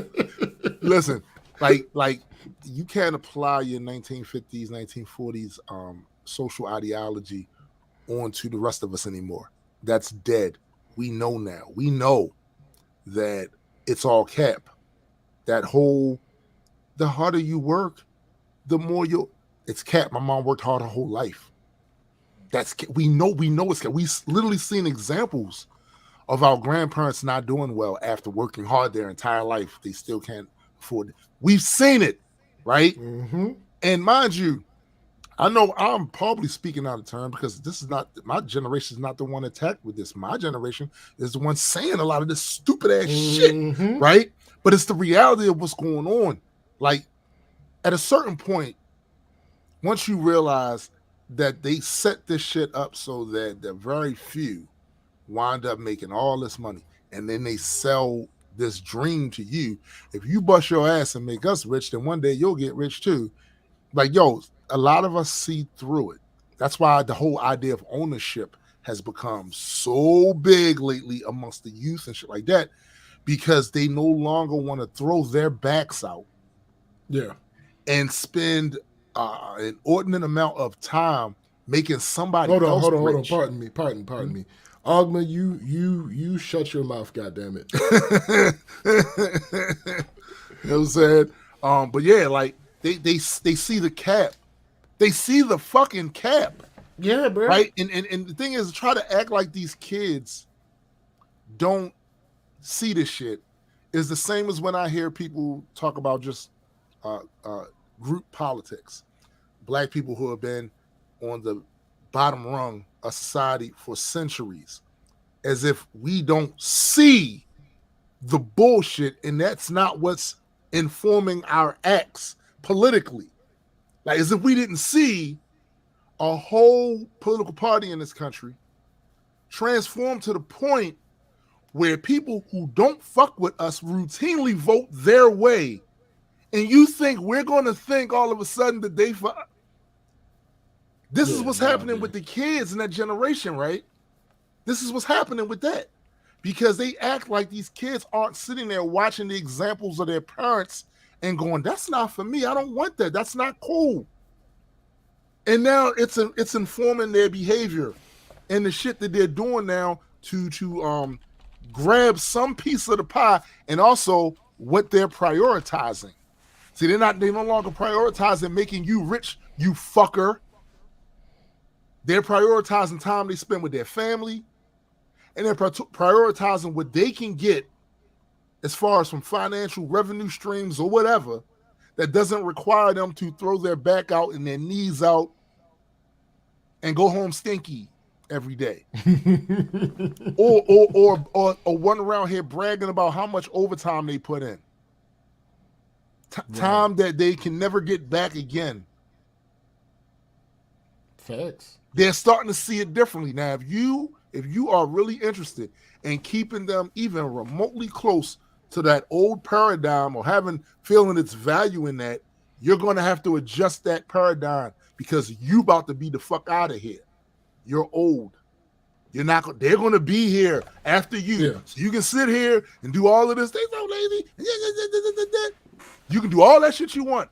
But at the end of the day, in about 20 years, you'll be dust, or at the very least, a dry corpse. And they're still going to be here.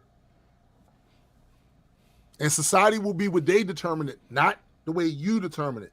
And that's the other thing I think they're really afraid of, is because they know they no longer have power, the power of narrative over a lot of these kids, because you had that shit before. Now these people they calling kids aren't even kids. These are adults. These are young adults. I'm glad you I'm so happy you just said that, because a lot of these are the dumbasses that don't understand that a 21-year-old is not a fucking millennial.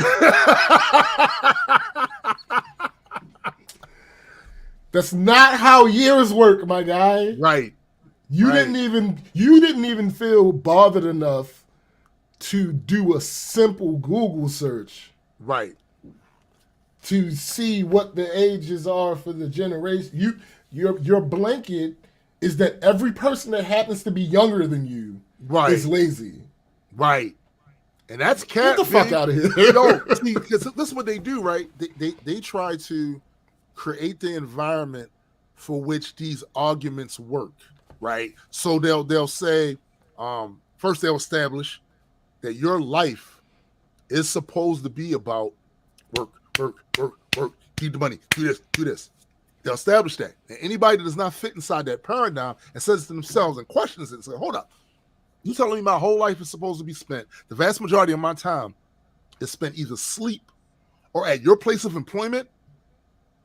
You're saying that's my life. That's what you're saying? I'm calling bullshit. No, not doing that, because I only get a few spins around that sun. Right. And you're not going to tell me that the only commodity that I have that I can't get back again, which is time, I'm supposed to give that to you so that you get to be on a yacht, you get to travel, you get to have the nice things and nice homes and all of that. And me, I'm living in a fucking hovel. That bothers me. That's not happening. So I'm trying different shit now. I'm not doing it the way y'all say it was supposed to be done, because the way y'all say it's supposed to be done put me in debt. Now I got student loan up to the wazoo. And meanwhile, do y'all feel any sympathy? No. Any empathy? No. Because you will sit there and form your lips to say, I had to pay mine. Not even acknowledging the fact that you paid a couple of $1,000 back then. That's what the cost was then. And now you got your jaws all tight, because some of you don't really want better for your kids or for the next generation. Some of you want them to struggle the same way you did, because you think somehow there's some value in that shit. It builds character. Yeah, we seen the character builds. We see your character. We see how selfish you are. Facts. Certain things I don't want my kids to have to do that. Certain things I didn't want Malik to have to go out there and do some of the shit I had to do. Facts. But some of y'all don't think that way. Some of y'all so caught up on that boomer bullshit, and you're not even a boomer. You don't even come from that generation. And this is what I was talking about last week. That's part of the reason y'all get forgotten is because your entire internet fucking persona is boomer. Yeah. Yeah. So again, like they can sit here all day long and call them lazy, this, that, and other. But I'm telling you right now, the innovation that a lot of these young adults are doing in that space to make this capital, everything from the whole digital nomad movement, where motherfuckers have these positions that they can fulfill these job requirements online anywhere in the world as long as there's an internet. Yep. And they live in these places where the cost of living is not super high, so they don't then have to break their fucking neck to get an apartment, to feed themselves, to have health care, none of that shit. And then on top of that, their time is theirs. They go in, they put in this time working for these companies online, and then they have the rest of this time in these beautiful environments, learning culture, meeting new people that you would have never met when you're sitting in your fucking cubicle for 20 years. 20 years. They getting to experience things you'll never experience, and all your rusty, crusty, degenerate old ass can say is they just lazy. Fuck out of here. Yeah, no. Fuck out of here. They just decided that they're not going to take a certain amount of shit from a certain type of person. Like, oh God. He's fucking so Paul stupid, needs yo. to be He must be stopped. stopped, yo. God. And here's the thing. The craziest thing that you'll never get from these particular type of people is... You know what? Sway had the answer. You'll never get the acknowledgement. Never. Never. By the way, I'm going to try my best to make this a meme because the whole houseway thing was a fucking meme. It's meme. So And that it's exactly. just- when I saw that shit pop up on my YouTube, so it was like 9 years later, Kanye admits that Sway had the answer. He did though. He did. He had the answer. You just wasn't listening. Yo, I wanna highlight this thing that McKenna is saying because this I think this needs. Yeah, to go be to out. the beginning because I was going to bring it up. Yeah. So McKenna starts with, let's also not forget the gender inequality it has. Yeah, you made more because you kept half of the workforce from having their own bank accounts, kicked them out of jobs, etc. Then goes, I might have mentioned before, but we have so many older female patients that are stuck in a marriage. They've been abused in for decades because they couldn't have independence. Now, when you haven't worked before because your husband didn't let you, how are you supposed to divorce them when you can't get a job? Granted, because I would have slapped our patient's husband yesterday if I was there. Abusive, and she can't leave. And then she goes, oh yeah, I'm Gen Z and I can drink and have a college degree. Yeah, that's for these idiots out here that think every young person is a millennial. Right. Every young person out here is not a millennial, B. And y'all, see, this is shit I'll be talking about how words shift with culture, and they take them shits and misapply them, and then it becomes what it actually, like, to people's minds, this is what it is, right? So when you say millennial, oh yeah, you're a millennial. No, he's not actually technically a millennial, and technically, which is the best way to be, right? That's the best way to be, right? It's technically, right?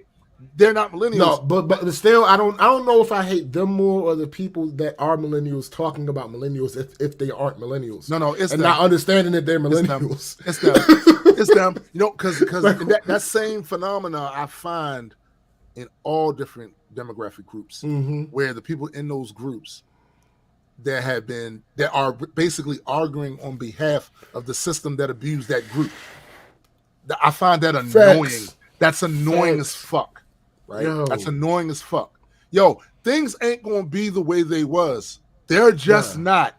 Like Never. It's not going to happen. Certain things come back around, sure, but it's a different form. It's a different format, and it won't be exactly the way evolve. it was. They just do. Sometimes for good, sometimes for bad. But they're going to change. Yeah. So the idea that you keep harping on that shit and then trying to apply your standards to a day and time that's not the same is crazy, because it used to be a day and time where one salary bought a house, a car, put kids through college. That ain't it now. Right. It's not it now. So a lot of y'all holding on to this old shit from back then, you kind of really lost in the sauce and you look really pathetic. You know, back when you were younger, you would look at the older people going, they just not with it. That's you now. That's you now. That's you now. And I knew this day would come because it comes for everybody. Yeah, you have some people that fall through the cracks that are variants, so to speak, right? But it comes for all of you. Most of you motherfuckers is going to come for. Isn't they laughing at the doddering old man with his ranting at the clouds and all that shit? That's going to be you. Because you're already conditioning yourself to only be acclimated to the system as it currently is. Facts. And you're not flexible enough that when that shit changes, you recognize it. The gig's up. Time to do something different. Time to readjust the way I think about this shit, because that's not the reality from which I live in now. It's like somebody who says, I refuse to order anything online. Well, I got to tell you, you're going to miss out on a lot of shit. Or the business person that says, oh, I'm not messing with that internet shit. I'm not going to have a website for my business. Really? That's not what you're going to do? Really? Interesting. It's crazy. Yo, Napalm, he just said it right here, yo. Yeah, I got a homeboy that hops on the whole Alphabet gang, and it's annoying. Like, bro, you sound old. Bro! You sound dumb old. Because in general, the one thing that it's not a one-to-one, but you can pretty much bet on that comes with oldness. And again, I'm not talking about age. Right. When I talk about old in a negative connotation, I am not talking about age. Right. I'm talking about a mindset. Mm-hmm. One thing that comes with oldness is a conservative mindset. Yes. Because it's trying to conserve things. It's in the name. It's trying to conserve the things of the past now instead of being progressive and understanding shit changes. I got to change with the shit. I got to change with it. I got to at least adjust. Like, I can feel about it the way I want to feel, but I got to adjust to keep going. But no, if you good with being a boomer, you know what I'm saying? You good with being a boomer, then you're gonna have it harder, because the people around, they didn't move past that shit, and you still stuck back then. And that's what a lot of these people are, yo. I think it's really sickening. I think it's sickening for real. The way they have applied these labels onto these young adults now, because they didn't fall for the okie doke that your ass fell for. You fell for that okie doke. You fell for that. You know what I'm saying? You worked in that factory for 40 years, came out with a wristwatch. Instead of you allowing us to have empathy for you and speak up on your behalf and go, that shit ain't right. Yeah. Instead, you parrot the shit coming out the mouth of the guy that owned the factory and gave you that fucking wristwatch. Completely disrespected your labor, right? All these years, your time, all these years. Completely. Gave you this wristwatch, and then you tell them, well, you guys acting like that, you'll never get a wristwatch. No, I'm going to buy mine. I'm going to buy mine. You know what I'm saying? It's a little different over here. It's a little different. It's a little different over here. A little different. I wish I had my watch on right now. I hate that shit, yo. I do. That shit's mad fucking annoying, yo. You watch sometimes on some of these news, the cable news stuff, and especially the ones that deal with economic news, and you'll see that sentiment a lot, especially over the last couple of years, right? The way they bitch about it being a workers market as far as in the job thing. So y'all was good for years with the advantages all being had on one side, which was the employer. He basically made all the rules. He determined what you was going to get paid. He determined your rate of increase as far as your paycheck, all of that shit, and y'all was good with that. So the moment this shit became more of a workers market where they needed the workers, this is the other thing that kills me. Because I said it at the time. Motherfuckers didn't listen. So during the whole pandemic, when the lockdown was in a full effect, we started to see the jobs and occupations that actually matter to your survival in current society. It wasn't the paper pushers that are getting paid 6-figure salaries. Nah, it wasn't all of these other white collar business and jobs that dealt with, I don't know, analytics and all this other shit like that. They coined the phrase for it. Essential worker. It was all of them. You know, look, 25-year-old Bobby working at Walmart. 23-year-old Karen working at Target or at fucking Burger King or whatever. It was those people when you needed food and everything was shut down. It was the delivery people coming to your house to give you your food because you couldn't go into these buildings. It's facts. And I said at the time, all right, y'all, this is a once-in-a-lifetime opportunity facts to hold these motherfuckers hostage for better treatment, better pay, an overall flipping of the table of the concept of work in this country. You probably won't get another shot at this for years. Yeah.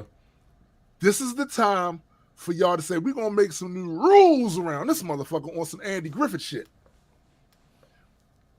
Now you see how important he's asked. He's asked. Like, oh, my bad. I'm just saying, this was the time to do it. Because after this shit is over, they find a fix or an adjustment, they're going to shit on you again. Like Napalm said, it was the heroes. Calling you heroes now. But it reminded me of that shit from the Batman movie with the Joker. You either die a hero or you live long enough to see yourself become the villain. Or exactly. Or what did the Joker say when he was like, they need you now. But when they don't, when they don't, they're gonna shit on you. And that's exactly they was all on these same shows. I watched them. It was all on these same shows, hailing y'all essential workers as heroes, this, that, and other. Now these same shows are calling y'all lazy fucks. Yep. These same commentators. Nobody wants to work anymore. No one wants to work anymore. These same fucks are blaming you for inflation by saying they gave them there's too much money. They're giving them too much money on their salaries. These same fuckers that was calling you heroes. Be very wary of these motherfuckers and their compliments and their gifts and all that other shit like that, because they only do that shit to be self-serving for themselves. It's whatever works for the narrative they want to push at the time. And the moment it no longer suits them or benefits them to do so, they're going to turn on your ass. And that's exactly what they fucking did. Now it's the workers' fault. Inflation's the work. They start paying people too much money, and then now they raising the prices. It's all. Imagine how it's always you that's fucking up. It ain't them, like with the real estate bubble and all that other shit. It ain't them. Shit they fucked up with the stock markets on. It's not them. Anytime society decides they're going to point a little bit of the direction to the average person and give them a leg up, it's always a fucking problem. It's always a problem. Motherfuckers always feel a certain kind of way about it. And what makes it even more nauseating, like we said earlier, about people that's in that generation that is basically siding with the people that abuse that generation or that demographic, same thing with this. Because you'll see a bunch of young people making this exact same argument. Oh, yeah, you know, they gave too much money. You've been got. It's not helpful. You've been got. They got you. They got you. Give them the money back then, B. So you feel? Right. Pay that back. It got you in this invisible leash. Huh? You gonna pay? You gonna give them that money back? That money they gave you during the pandemic, you gonna get that shit back? That's what you gonna do? Because that's what did it, right? You're to be blamed, right? Not the decisions they made, not the way they set the system up, the economic system, and all that. Not them. It's you. You got more money on your paycheck. You got more money on your paycheck, and they saying that's the reason for all this. It's fucking up. Oh, it's fucked up. We just can't be paying y'all. We like to, but we just can't really pay y'all more money for what the fuck you do because it'll fuck everything else up. But meanwhile, the guys that run the shit getting these bonuses, making so much money. Some of these corporations that's now crying made more money in the last 20 years than corporations of their type has ever made in the history of that business. But they telling you they don't got enough money. I wish bailouts. We need bailouts. We need. Oh my! I wish more of you grew up in the hood, so you could recognize a con when you see one. Right. They conning your ass. That 100%. Pyramid scheme ass bullshit they been pulling is the same shit drug dealers do. Fuck out of here. Thanks. Fuck out of here. So I've been trying to fit this in because I hate when people are stupid. So I've been trying to fit this in for the last. So you hate a lot of people. Listen, it is what it is. I've been trying to fit this in for the last few episodes, and we finally get to a point where I can actually do it. So anybody, first of all, it's just as an over. I'm using the blanket. You putting the blanket on. Stop being stupid, yo. Can we collectively make an effort to stop being stupid? No, they're going to keep doing it. Absolutely not. Like if somebody makes a claim that sounds patently outrageous, can we at least move with that? Yeah, can we move with that first thought? Like, no, this doesn't make sense, and look into it. Here's the thing. If you feel like it doesn't make sense, there's 100% of the time, if you feel like it doesn't make sense, there's a reason you feel like it doesn't make sense. You might be wrong. Mm-hmm. You might not know enough. Yeah. But that's why that's why you should educate yourself. Right. It's still right. There's no reason not to ask questions. Yeah. I saw this shit circulating. And my initial response was, these motherfuckers tripping. Mm-mm. And then I saw some facts behind it. And when I first saw that first set of facts behind it, I was like, now, this does look damning. Mm-hmm. But I have to be missing something. Mm-hmm. Because again, my initial reaction was, these motherfuckers tripping. So I had to stick with that until I was proven wrong. Right. The Purge law that is going into effect in Illinois. That's what the internet has dubbed it, the Purge law. So I kept seeing the shit. I'm like, y'all believe? Yeah, they believe. I'm sorry. Y'all really think that anything equivalent to the fucking purge is going to happen? Do you realize how much the people that make the decisions have to lose in a scenario like that? It's dumb. So let me play this video. This is the one. Like I said, when I first found facts on it, I was like, yo, something has to be missing here because this seems to help bolster the claims that these people, these idiots, are making. I needed, and I didn't even end up doing more research. I stumbled across this, and this is what helped clear it up for me. Share screen.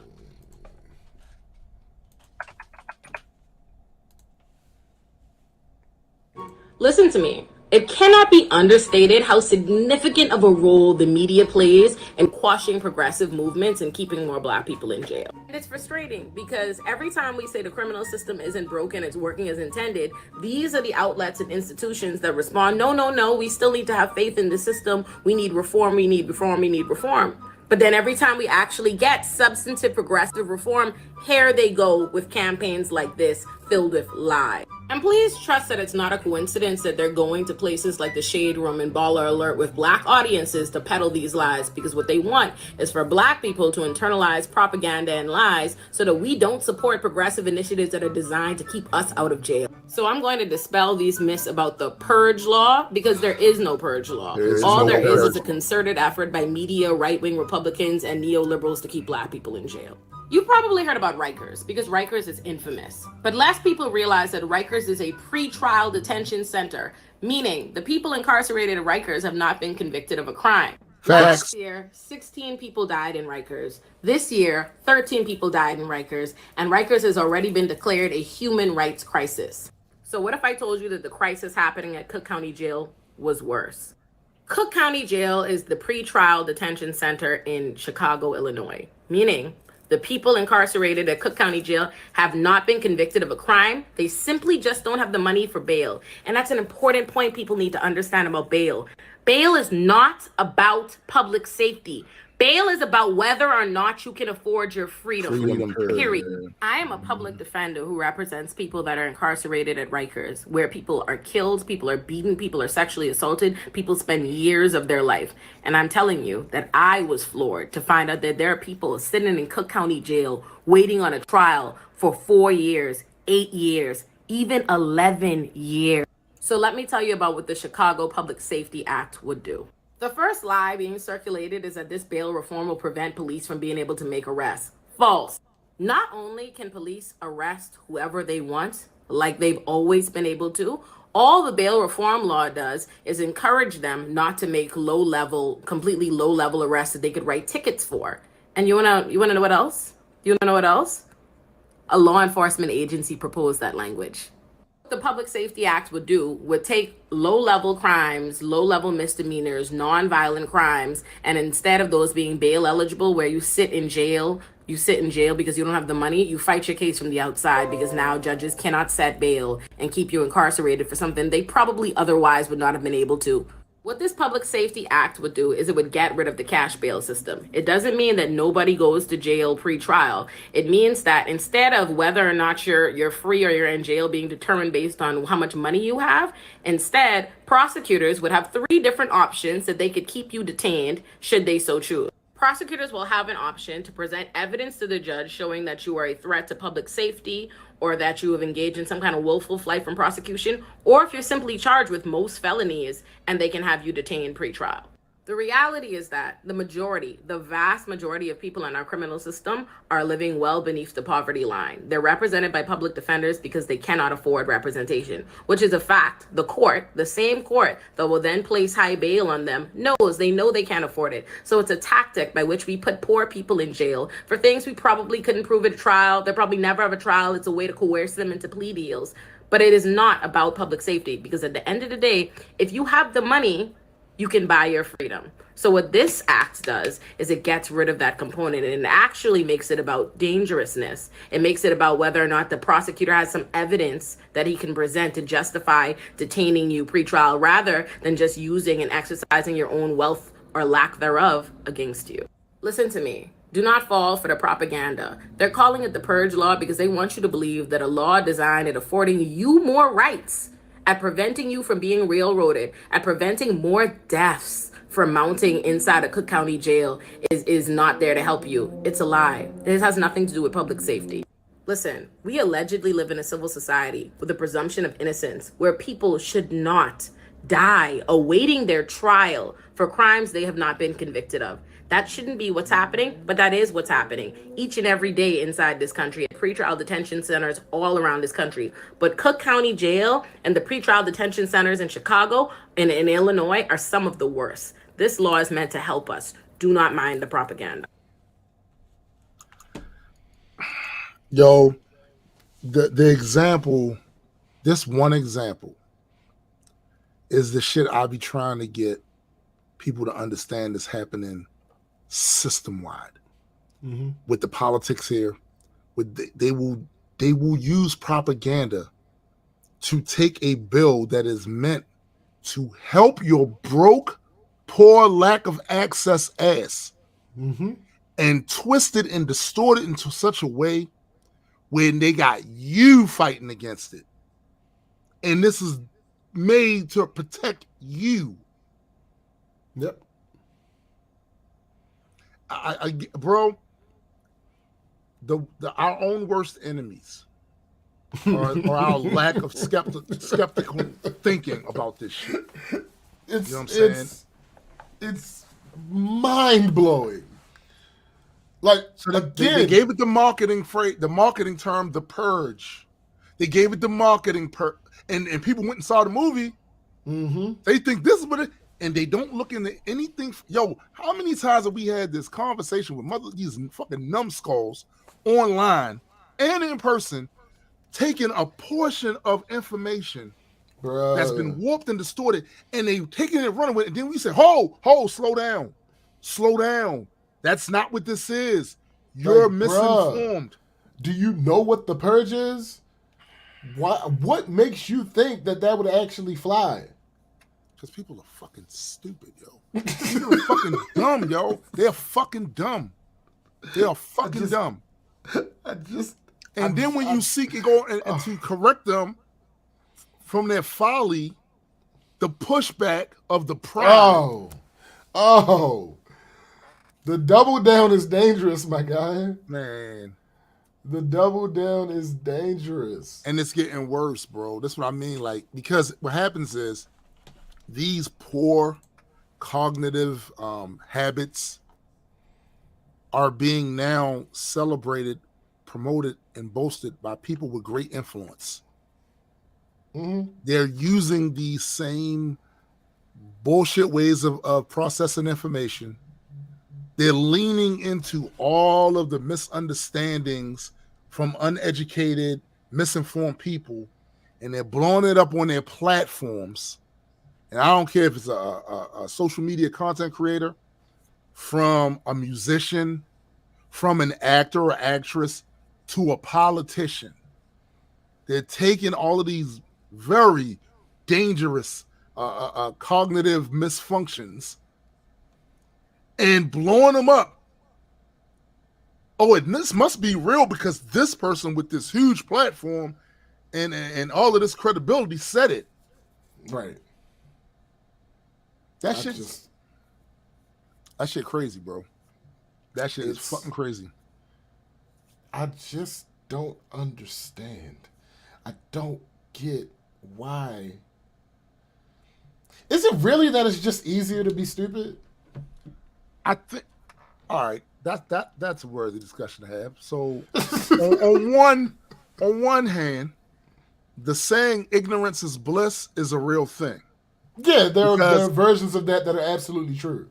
I had one of my imams when I was a Muslim say to me, which is ironic coming from them, but say to me, the moment you kind of get into the know and knowledgeable about stuff, the first thing you're going to feel, is a profound sense of sadness. Because once you see how things actually are, the reality of things, how things are not as secure, not as well placed, not as stable as you once thought they were, but the ignorance allowed you to think, you're gonna go, oh fuck, we're in trouble. You know what I'm saying? So in that sort of perspective, ignorance is bliss, because if you don't know about the problems, you can't then stress and have anxiety about the problems. Correct. So that kind of makes it easier to get through your life. It's the same way humans whistle past the graveyard. Here's something that y'all all might be shocked about. We're all going to die. But we spend... What the hell you say? It's true. I know it's hard to believe, but it's true. But we all spend the 70, 83, hopefully 90 years with that fucking pendulum blade over our heads, And we do things to not think about the fact that one day this is all going to be over. You're going to be in the most uncomfortable state. This is how you view it anyway. You're going to be the most uncomfortable state you've ever been, knowing that you're about the party's going to go on and you won't be here to engage in the shit, right? Right. And for most people, that is a terrifying thought. So we find things to do with our lives so that that's not at the forefront of our thinking. Like we imagine we'll be here tomorrow to go to work. We imagine we'll be here in 3 weeks to go on vacation. We imagine we'll be here in 5 years to see the fruits of our labor become a comic book business that's making money and doing this, and they doing fucking TV series, and it's toys and book bags and all that other shit with your characters on it. We that's what we do. We whistle past the graveyard with that. Yeah. And it makes it easier for us to get through our lives and shit. That's what it also is with the stupidity, I believe. These motherfuckers. Yo, I've met people that don't want to know. Oh, thanks. Because we live in the information age. I've been saying this for a minute. Other people said it before me. In the information age, ignorance is a choice. No excuse. You're choosing Yeah. to not know. You're choosing that shit. That's simple. I always said, that's why I named myself after an immortal Celtic deity, so I can stand in denial of death. I also did a track with death one time, so I feel I'm good at least for a while. Hey, bro, look, listen. No, I think that's expired. Statute of limitations. Yeah, I don't. Listen, I'm pretty sure that's expired. You might need to do another one. To control fear of death, I became death. You know what I'm saying? You know what I'm saying? To control. Oh, no, I am deaf, so I'm good.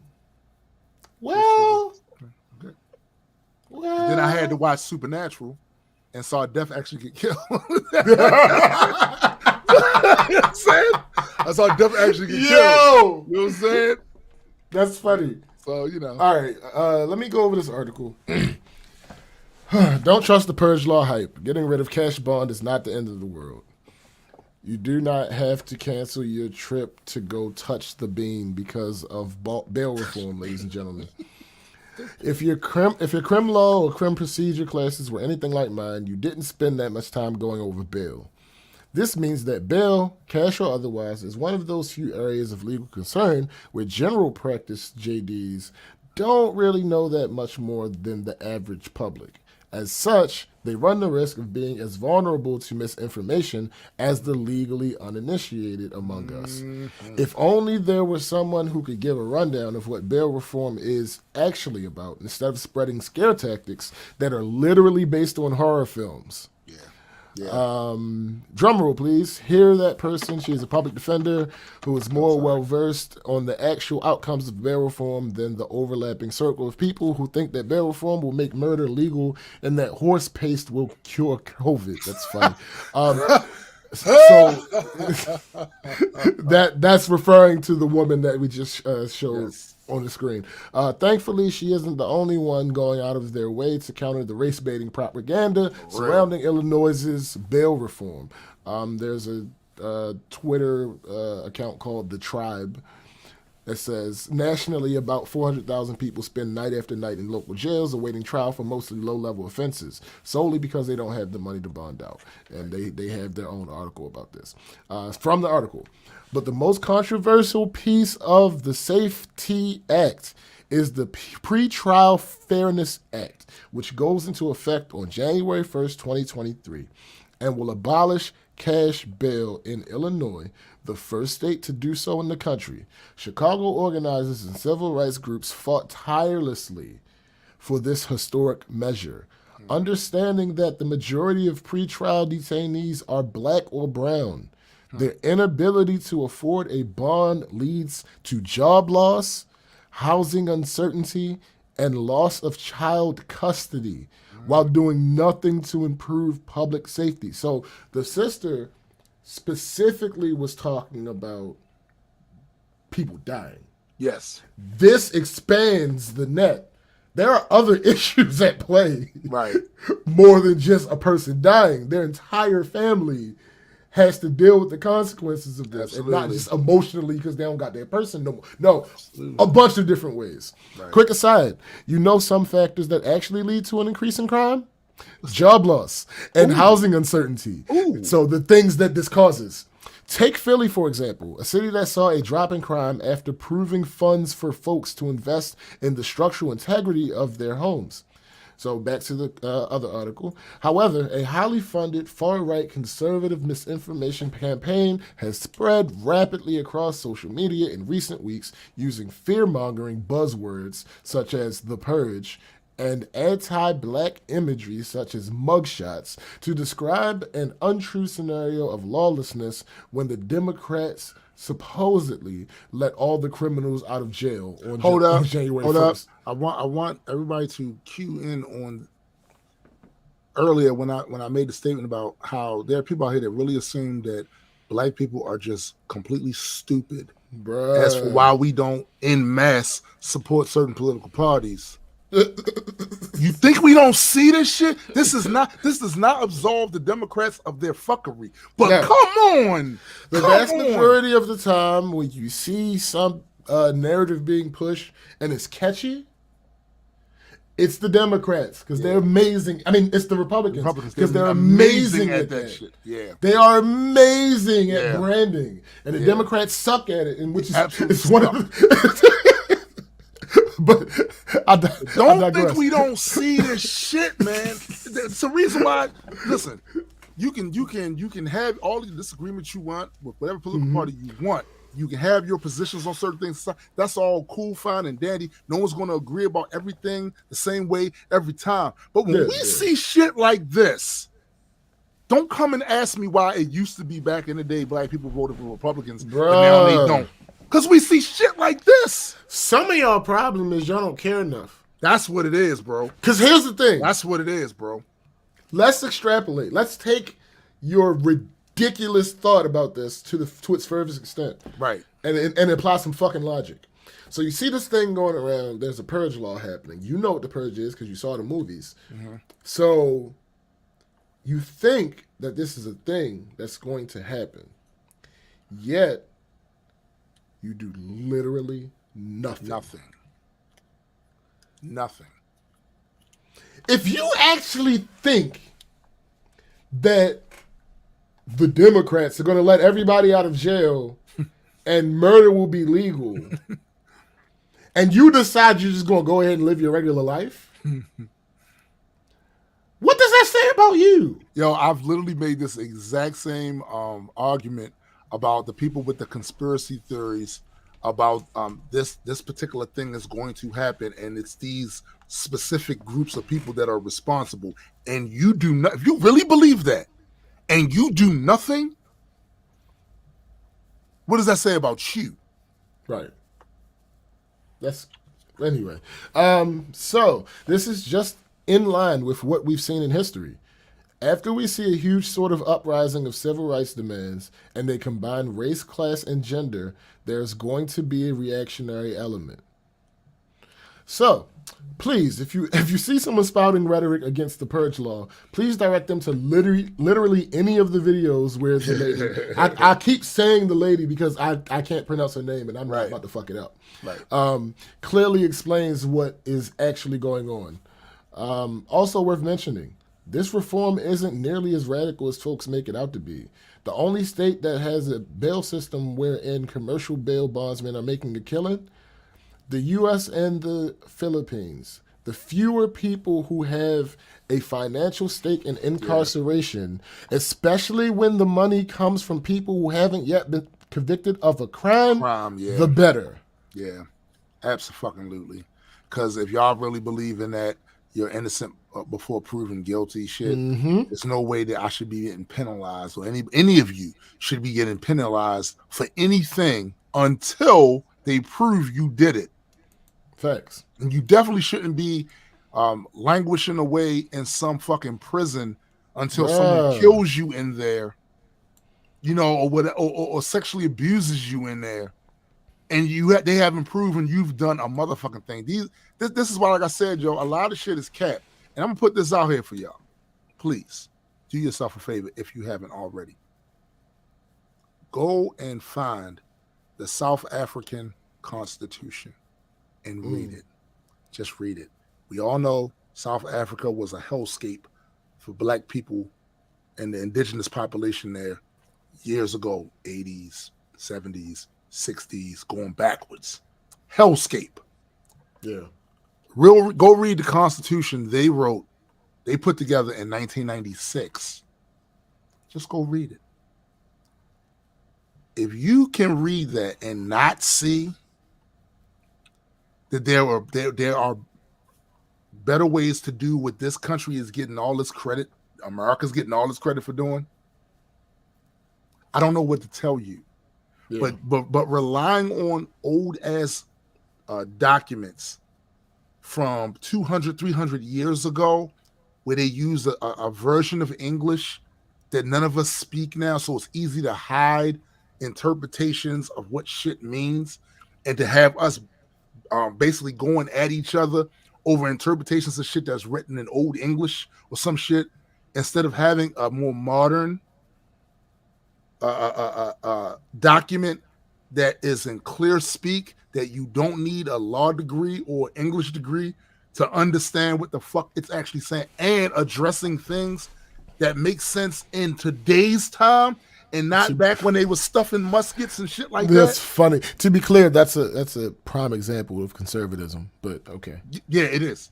Like, yo, there's better ways. This is why I don't hold myself attached to any of this shit, because I know the people that wrote that didn't fuck with me.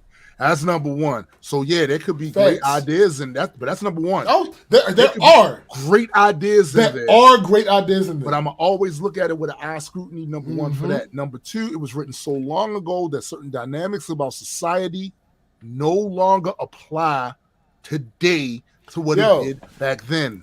And I don't want to hear about no fucking amendments, because the 13th one is an amendment too. Facts.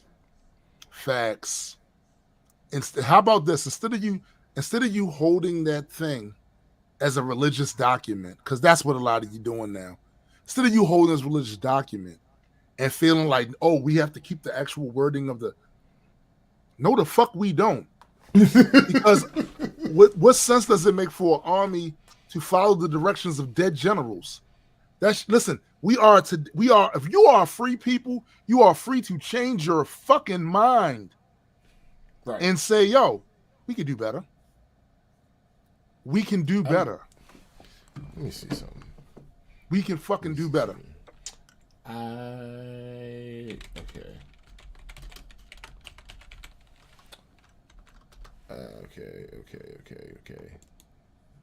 Like, could you imagine believing that somebody wrote something so long ago that nobody from that period on could ever write anything better? Oh no, that's the end of it right there, folks. That's it. That's it. They wrote that back then. No one could come along and write anything better. That's crazy to me. Yeah. And the worst part about it is, I don't know if it's different. I don't know if it's the same. But if you go to different government archives, or if you go to different courts, they will have transcriptions of the Constitution that are not in Old English. Right. What I wonder is, are individual people doing each of these? Or is Good there question. one... Is there like a body of people going in and yeah. I wonder that, because, again, like, for instance, the Second Amendment gets misconstrued all the time, because people forget the term well-regulated militia. Yeah. And then, but as much as that makes sense to you, to this day, there are going to be people that's going to argue with you about what that means. That's where I was going. Back then, less things were as subjective as they have began to become. Right. We had less words, so things had broader meanings. Now that we have more specificity, there's more context that could possibly apply to the same fucking thing. That's a fact. So that alone is an argument for an update to the language. Like well-regulated. What does well-regulated mean? Mean in 2022. Back then, right? Back then, it probably had a very specific meaning. Right. But today, that is not a good instruction. Right. That's not a good instruction because it's open to wide interpretations. Wide interpretations. And I've seen everything from that means no one should have it unless they're in the military or whatever, to everyone should have every type of fucking weapon that's ever made. You should be able to have a dirty nuke in your basement some fucking where because right to bear arms and shit. You know what I'm saying? Like it opens up for interpretation. And again, y'all gonna keep doing this, button heads on it.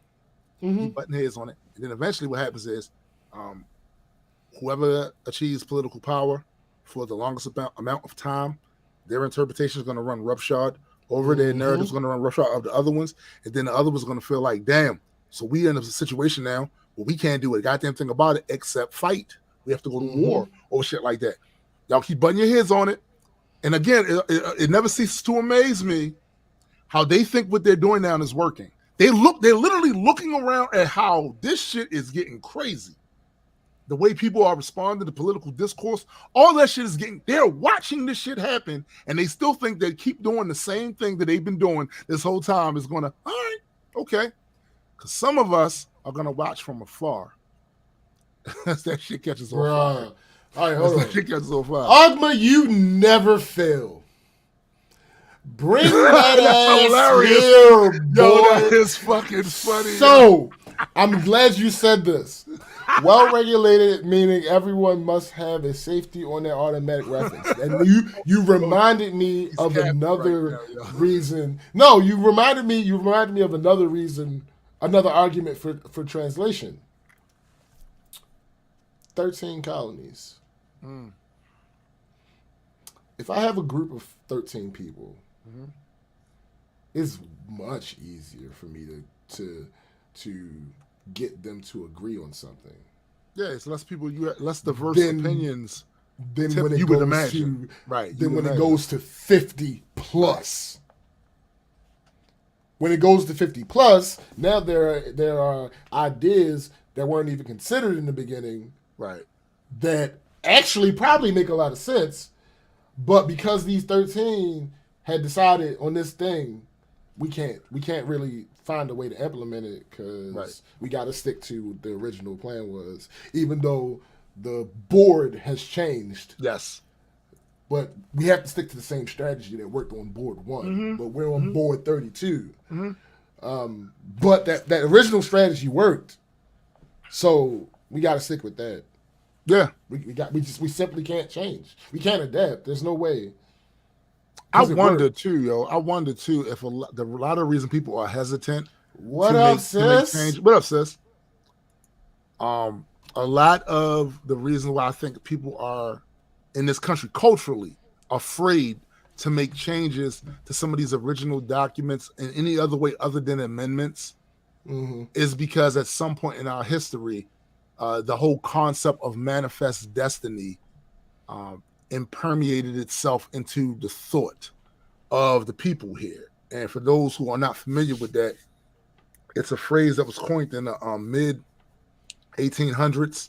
It's the idea that the United States is destined by God to expand its dominions and spread democracy and capitalism across the entire North American continent. And I'm wondering if the moment you put, this is what I mean by making shit into religious documents and putting this whole haze of divinity around political shit, right? Makes it almost impossible for some people to see it any other way but that way, even if they aren't religious. Even if they're not religious people, but it's culturally now. Oh no, the founding fathers, they you fucking, why would I look at the founding fathers the way you look at the founding fathers, bruh? Why would I look at them the same way you do? I get that you see them a certain type of way, but why would you think somebody like me? Because the plan didn't work on me. I still see those people back then as my family. I know that's not what they wanted, which is why they broke the families up. They want us to be a disconnect, but that's still my bloodline. And any place else across the world, you'll see blood feuds happen because of shit less than this, right? So I know that was part of the plan for me not to care. Oh, that was those people back. Nope, that didn't work with me. That was still my family back then. So why would I see the founding fathers the same way someone whose family wasn't abused by them would see them?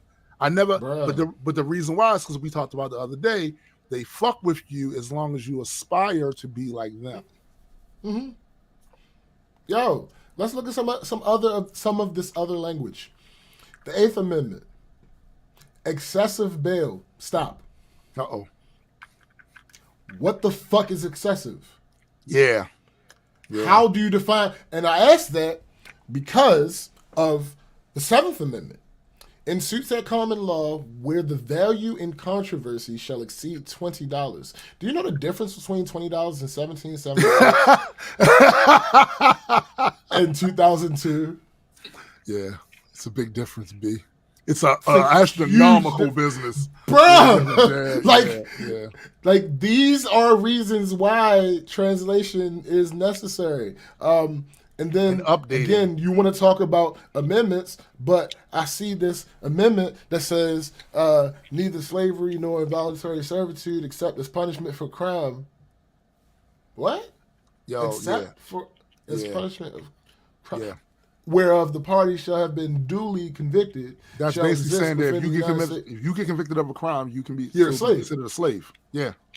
Yeah. Yeah. And the second section to that amendment, Congress has the power to enforce this by appropriate legislation. I start to really believe that a lot of times the people who historically are least likely to be affected by these things have the least amount of problem with those things. You know what I'm saying? And that in and of itself is why a lot of times I'll be like, man, miss me with all we're supposed to be unified for what? Like if you don't see my interest, if bad things that happen to me aren't seen as bad things that happen to you, like if you can't say to yourself, I don't want that happening to him or her, because I don't want that happening to me. So if that happens to them, I'm going to be up in arms about that shit, because what you do to them, you do to me. I don't see a lot of that sentiment. I don't see a lot of that. So without that, what's unified? Like in my neighborhood, if something happened, we had a hurricane a little while ago hit right here. You know what the first thing most people did? They got out of their houses after the shit was kind of over and went to help their neighbor.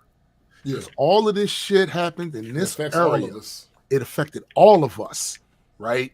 So when we see the trees that fell down on people's houses, we went over there and said, yo, y'all okay? Y'all need help? Anybody hurt? Because this happened to us. Us. I don't see that nationwide here. I don't see that. And that could be a side effect of population growth. It's too many people for people to realistically care about what happens to and that's a fair argument. Yeah. That's absolutely a fair argument. Like you would like it not to be the case. Yeah. But it's so many people. It's 350 million people.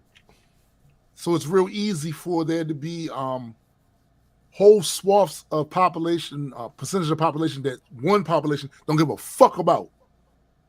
I don't care about them. They got nothing to do with me. That's their shit. They deal with that. Oh, damn. Are we getting attacked by a foreign country? Yo, we got it all. Right. Hold up, B. Because you was just saying you ain't give a fuck what happened in my community. You ain't give a fuck just now. Now you want me to do? Nah, not doing that. Not doing that. And okay, so let's do another one for shits and giggles. Number 15. The right of citizens of the United States to vote shall not be denied or abridged by the United States or by any state on account of race, color, or previous condition of servitude. So, if This is 1870 that this was ratified. And when did the Civil Rights Act pass? Oh damn, 1960. So we talking about 5 and 1 in 70. About 100 years difference. Because the loophole is who they consider to be citizens. Right. That's the loophole. That's one. You know what I'm saying? Because you can do property owning. Well, redlining. Right.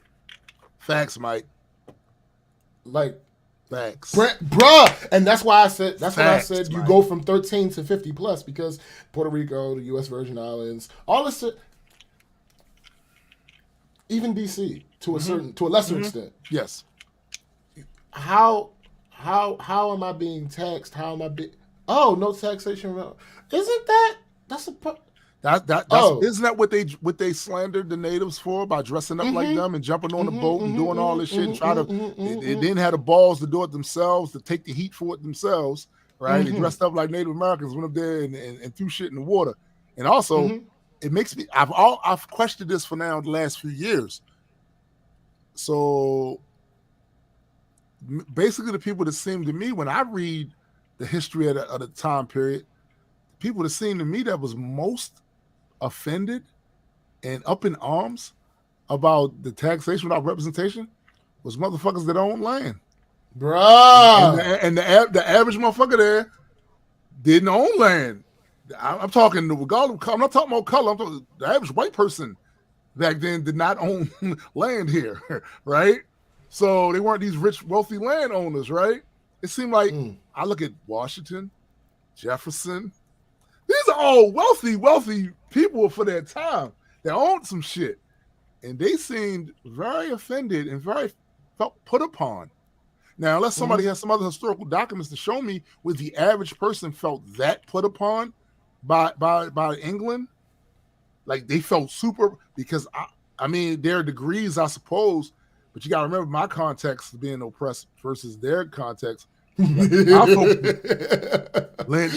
different. So I want to know, like, what was happening? Were there British troops?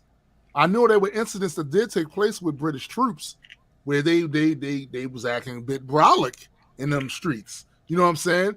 But I want to know, like, who was the most affected by that current state of their relationship between Britain and the United States? Was it the wealthy people in the colonies at that time, or was it the average Joe Schmo? Like, did he have a beef with it, or was it just them? Because it was the uber wealthy that wrote the Constitution. Facts. The landowners, they did all that shit, and they the ones that they made the decision on who was considered a citizen and who wasn't. Let me ask y'all this: would y'all feel comfortable with Jeff Bezos?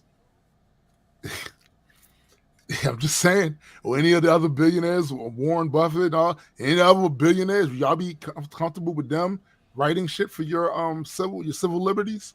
They get to determine that. Y'all comfortable with that? I just want to know.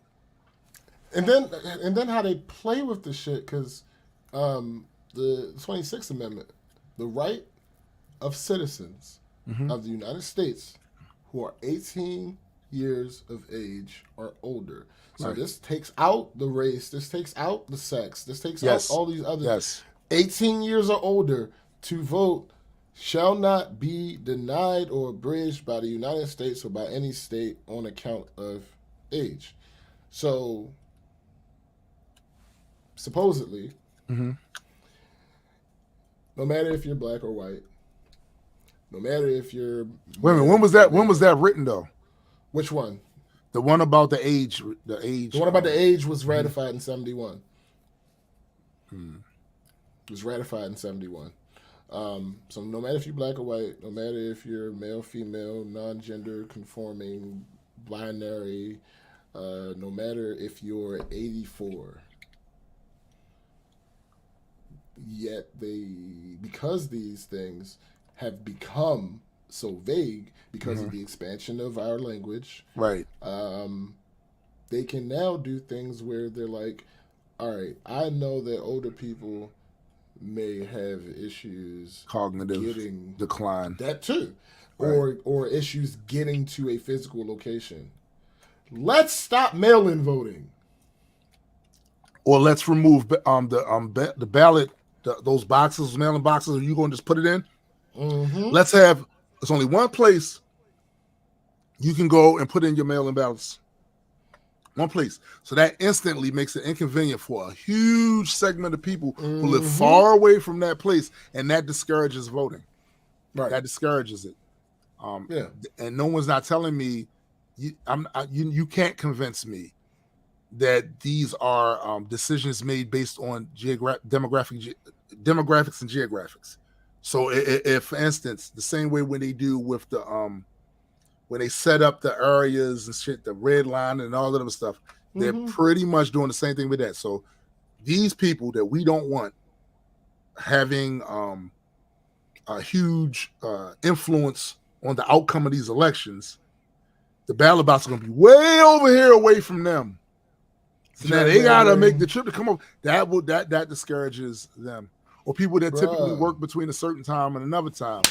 That part, you know what I'm saying? So we gonna every make it. job, You gotta do it on your lunch break. Yeah. Oh, okay, I went over there. Oh shit! It's almost the end of my lunch break. This line is crazy. I gotta dip. Yeah, they're very comfortable. And Mike, yeah. And it leads me to believe how just to see how easily influenced we are with these modern day folk heroes because they got money. Be easily influenced by them because you think their agenda is your agenda. Yeah.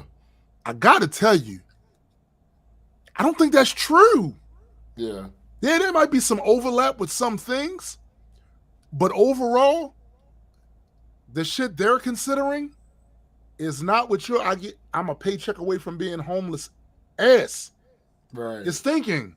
It's not the same. Y'all not on that same tier. Their concerns are not necessarily your concerns.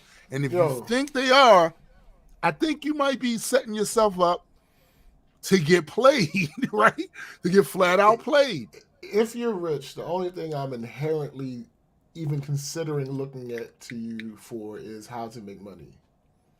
Anything outside of that, I don't feel like you should inherently be the person that I go to.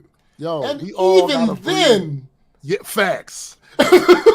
Yo, we all think about how crazy it is. We all have to breathe the same air and live in the same types of climate, and yet it was these very wealthy corporate motherfuckers that went and tainted the science pool and the narrative around climate change. Even though they have to breathe the same air we do, and they have to deal with these same storms, they did that. So what makes you think that anything else is not up for grabs for them to have a differing of position than you, even though you think, hey, we all got to deal with this, so they should be on the same? No. Yeah, no. Even rich people be stupid. Because they might, it's a certain air of invulnerability that comes with having a shit ton of money, where you have the cheat code, you have society's cheat code, where these things that are affecting the average citizen, they won't affect me because I got money. And for a lot of times that is the case. Like if this shit get crazy, that's the other thing. If this shit get crazy over here with all these varying political positions and the amount of passion behind each one of them, and the fact that it's getting to the point where even the slightest disagreement on certain things can cause a physical altercation or violent thing happening. All these super wealthy motherfuckers that's in the press talking reckless and getting on these shows talking reckless and making these statements, when the shit hit the fan, they can fucking leave. Yep. Your punk ass got to stay here and deal with that. With motherfuckers feeling like, oh, they've been misinformed to the point where they think that this is now the time for a civil war. These motherfuckers that's on TV with these 7-figure incomes and shit like that, they can fucking leave. You have to stay here. So while you in the audience doing this with your finger to the shit they saying, right? That motherfucking leave. He got the resources to leave. You got to be here. Facts. You gotta sit here and deal with the consequences of this shitstorm that you Yeah. helped create. Yeah. They don't have to deal with it. They can bounce.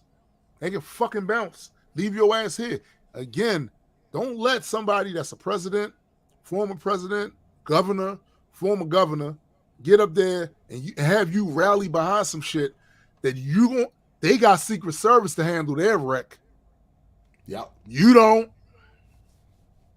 You don't. So when you're sitting there all pumped up and amped up over some rally or some shit, now I'm talking, this don't matter what side we talking about. You sitting up there getting all pumped up and about some shit they saying at some rally or some political speech or whatever like that, and you go out there in these streets and try to do a rendition of that, just remember, those motherfuckers got security. You don't. You got to ride with that. It's your ass on the line. The lip that'll be split is yours. All right? The eye that's going to sit on dubs is yours. Yo, I need you to check something for me. What percentage of the United States is white? Percentage? It's probably like 60 now. Let's see.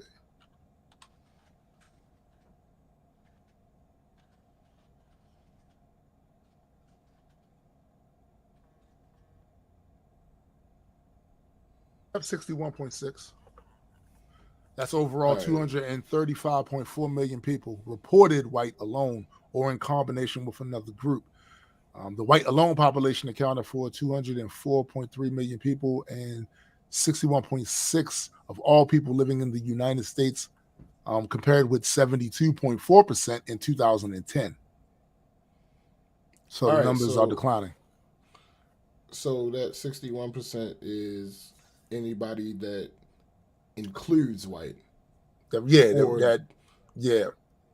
basically. All right, so we're gonna be anecdotal because fuck them, because majority, minority, power structure, blah blah blah blah blah blah. Right. If y'all need help to fill in the blanks, y'all ain't been around here long enough. So I just saw this post. I had to share this shit. So,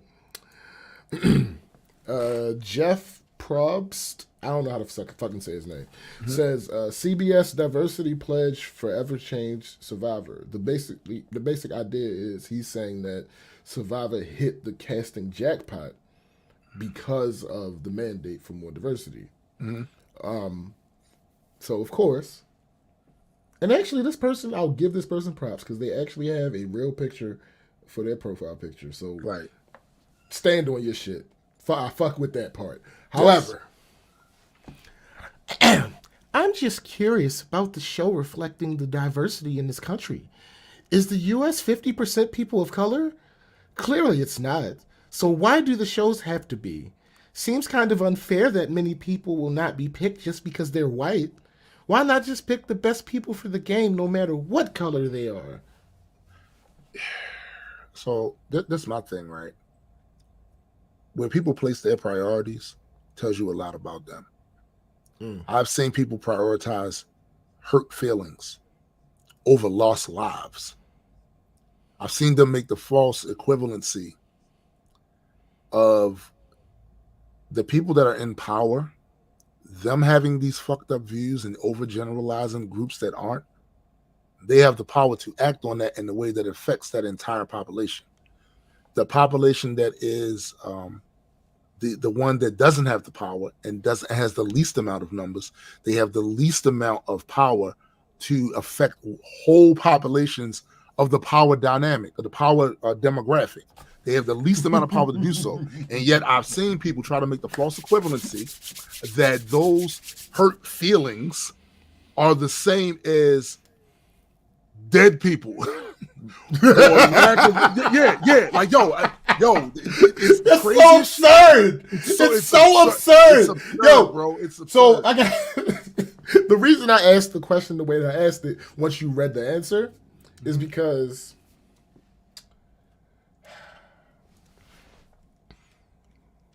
if a person of Hispanic descent identifies as white, that happens all the time.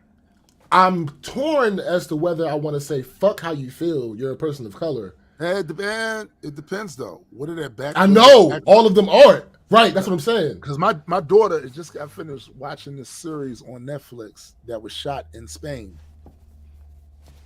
Right. Those are white people. Those are white people. Those are white people. That's European. Those are white thing. people. That's the fact. But when you start, I think one of the biggest confusions is certain conversations aren't really being had about actual identity. If your last name is Ortega, I'm pretty sure you're not a Spaniard. The fact is, there's the exact same thing that happened to Africans that were brought over here by force and were transplanted their culture and language and religion and all that shit out of their heads and put something else in their heads, which is like the new language, all this stuff. So this also happened with many of the Navajo, Mexican Indians, all those indigenous people that are in Central America and actually the bottom part of America, as well as California, by the way, because Mexico owned California at some point, right? Bro. Like a lot of those people, when they were invaded by conquistadors, Spaniards, they were not speaking Spanish at that point. No. They had their own indigenous languages and shit. And when these people came over, subjugated them, the same shit that happened to black people here in the United States is what happened to them. But the thing is, it's so entwined now with their culture, the speaking of Spanish, that sometimes people do get confused. Right. That's why I always make the distinction. When they start talking ethnicity, I'm like, are you talking Spanish from Spain? Right. Or Spanish from Guatemala? But that's why I always Mexico? try to say Hispanic. Yeah. Versus Spanish. But anyway, Michelle Ortega decided to say on this very topic, so much so that I stopped watching. Shouldn't have to mandate who's going to be on. Whoever is qualified and tries out should be the ones who make it, not because they are a certain color. It's all BS. Here's the issue with where were y'all for that shit? At any other point in history, where were y'all for that? Well, here's the issue with her fucking comment. You're kind of admitting that you're racist. Because if your point is supposed to be whoever's qualified and tries out should be the ones who make it. How do you know that these weren't the people? How do you know? How do you know these people weren't the ones that qualified? You're assuming that a lot of that too, that narrative came from the affirmative action era, where the assumption was then being made that the people that got those positions weren't qualified. They only got it to bolster quotas, when that's not actually what the deal was. You still had to be qualified. You couldn't go in there and not be qualified. Right. Now, this is not to say that there's no perfect scenario where this is the same thing in all cases. I'm quite sure there was a case here, there, where a motherfucker slipped through the cracks and got in there that wasn't actually the best person for the job. I'm pretty sure. Yeah. But that narrative, like, it survives. It doesn't go anywhere. And I will guarantee you that the moment if they get rid of affirmative action today or tomorrow, all of it, like completely get rid of it out of the system, period, there's still going to be people going off of that narrative. Oh, you only here because you black. Or absolutely. It's still gonna be, because once that narrative is here, it's baked in the cake, yo. Once it's up, and it's stuck. It's that. What's that? It's headcanon. Yeah, it's headcanon. 100%. It's headcanon. Going for henceforth and forevermore. And they will. And that's the other thing. When they want to insult you, in these workplaces and stuff like that, you're in a position. That's the first thing they go for. Why would they let a petty thing like facts get in the way? Why?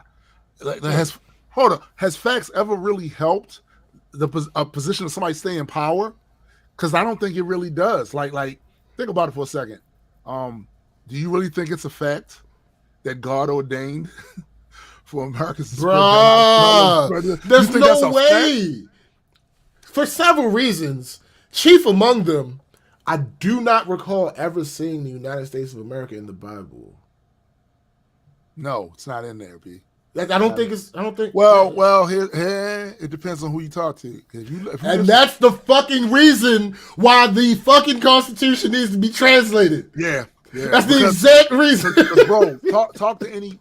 I don't know how well studied you are on Mormon doctrine, but most of their doctrine is predicated on the fact that they believe that Jesus Christ appeared here in the United States to the peoples over here, and they refer to the Native Americans as the Lamanites, who were the sinful, the bad, all that's. It's a whole thing. They got a whole a storyline about Jesus appearing here in the United States and the adventures he had here. Right. Got a whole thing going on with that. So, yeah. Depends who you ask. Can we just end it all? Yes. Right now. You have a dirty news?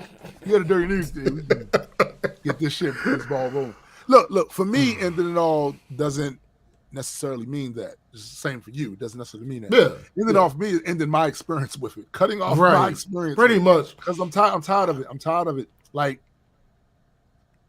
I had this conversation with Graydon a couple of days ago.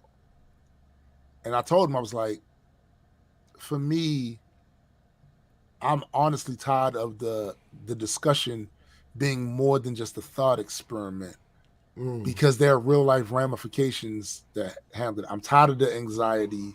I'm tired of all of the let motherfuckers do what they gonna do because they want to do it. Yeah. And me attempting to push back on a lot of that shit, I've seen, not just my experience, but through the experience of my folks for the last few centuries, you might get some progress in some way, but there's a certain glass ceiling in the way the perception of you is seen by the dominant demographic. They're going to see you a certain type of way anyway. You're going to have, of course, examples of ones that don't, and those people are always loved and cherished, and like, these are my folks, right? But I don't feel, why do I got to keep putting so much energy? Like, I just want to live. No, I'm good. I just want to live. I'm way past the point of trying to convince you. Yeah, like I just want to live. I just want to live. And if that requires me going someplace that has different arguments and different conversations, but not these, I'll take it. Absolutely, I'll take it because I'm sick of that shit. And because over a certain period of time, I watch trends. I look at trends and I see where shit's headed, and I don't like where that shit. I see that shit going. I don't like it. And I told Greg, like I told him, much like you, the reason you left Cali is because they had a set of rules or laws there that just, you wasn't feeling the culture there. You wasn't feeling it anymore. You wanted something different.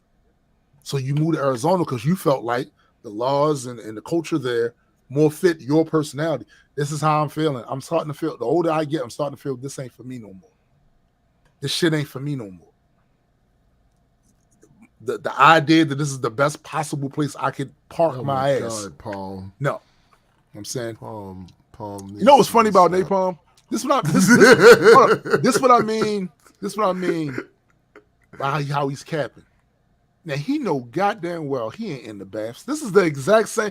This is the exact same issue we have with people being part of generations, defending the generations that oppress them. That's funny. He knows goddamn well. Yo, let me tell you something. The only reason they can convince him to bathe is the outside chance that sitting in that tub, his filth will get back on him. That's it, bro. That's why I take showers. Get that shit off. What is going on right now? He gonna sit there in that tub with hopes. Well, I mean, I'm gonna lose some of it, but I'll get some of it back. It's a cash back. Yo, it's a PayPal cash back. I'm gonna get some of it back. With his discount dirt ass. God. That's the unfortunate position of attacking someone who has the high ground. Because you have a live microphone and he does not. I got a live mic, bro. I got a live mic. Yo, that's what Chris Rock meant after when Will smacked him and he said, but I could just, because he could have. He had a mic. He could have done whatever he wanted in that moment. Oh my goodness. But he chose not to. And the funny thing is, he could have made this so much worse for Will Smith. Yes. If he chose to. Yes, he could have. But he didn't. He chose to continue the show and be professional and make a self-deprecating joke. Yeah, because he could have. Wow, Will Smith just smacked the shit out of Shit out of me. And the rest of us watching went, he did indeed. Yeah, he did. You're right. That right. Checks out, Chris. Tell me more. Yeah. And he could have said more. He could have said more. He could have said He more. had the live mic. He had that mic, boy. Like, he chose not to. He could have, he could have blasted him. But see, then there's another question. Will got up there the first time unstopped. No, B, listen. Did he get up there the second time unstopped? Listen to me clearly. I find it hard to believe that he would have been allowed to contact, and I'm not talking about calling, right, Mr. Rock again. this what I'm asking, Ogma. This is what I'm asking. No, he would have attempted to. This is what I'm asking. No, he would have absolutely attempted to. I find it hard to believe that he would have been allowed to successfully contact Mr. Rock again. I find it very hard to believe. They shift because when it happened, for two reasons. Mm-hmm.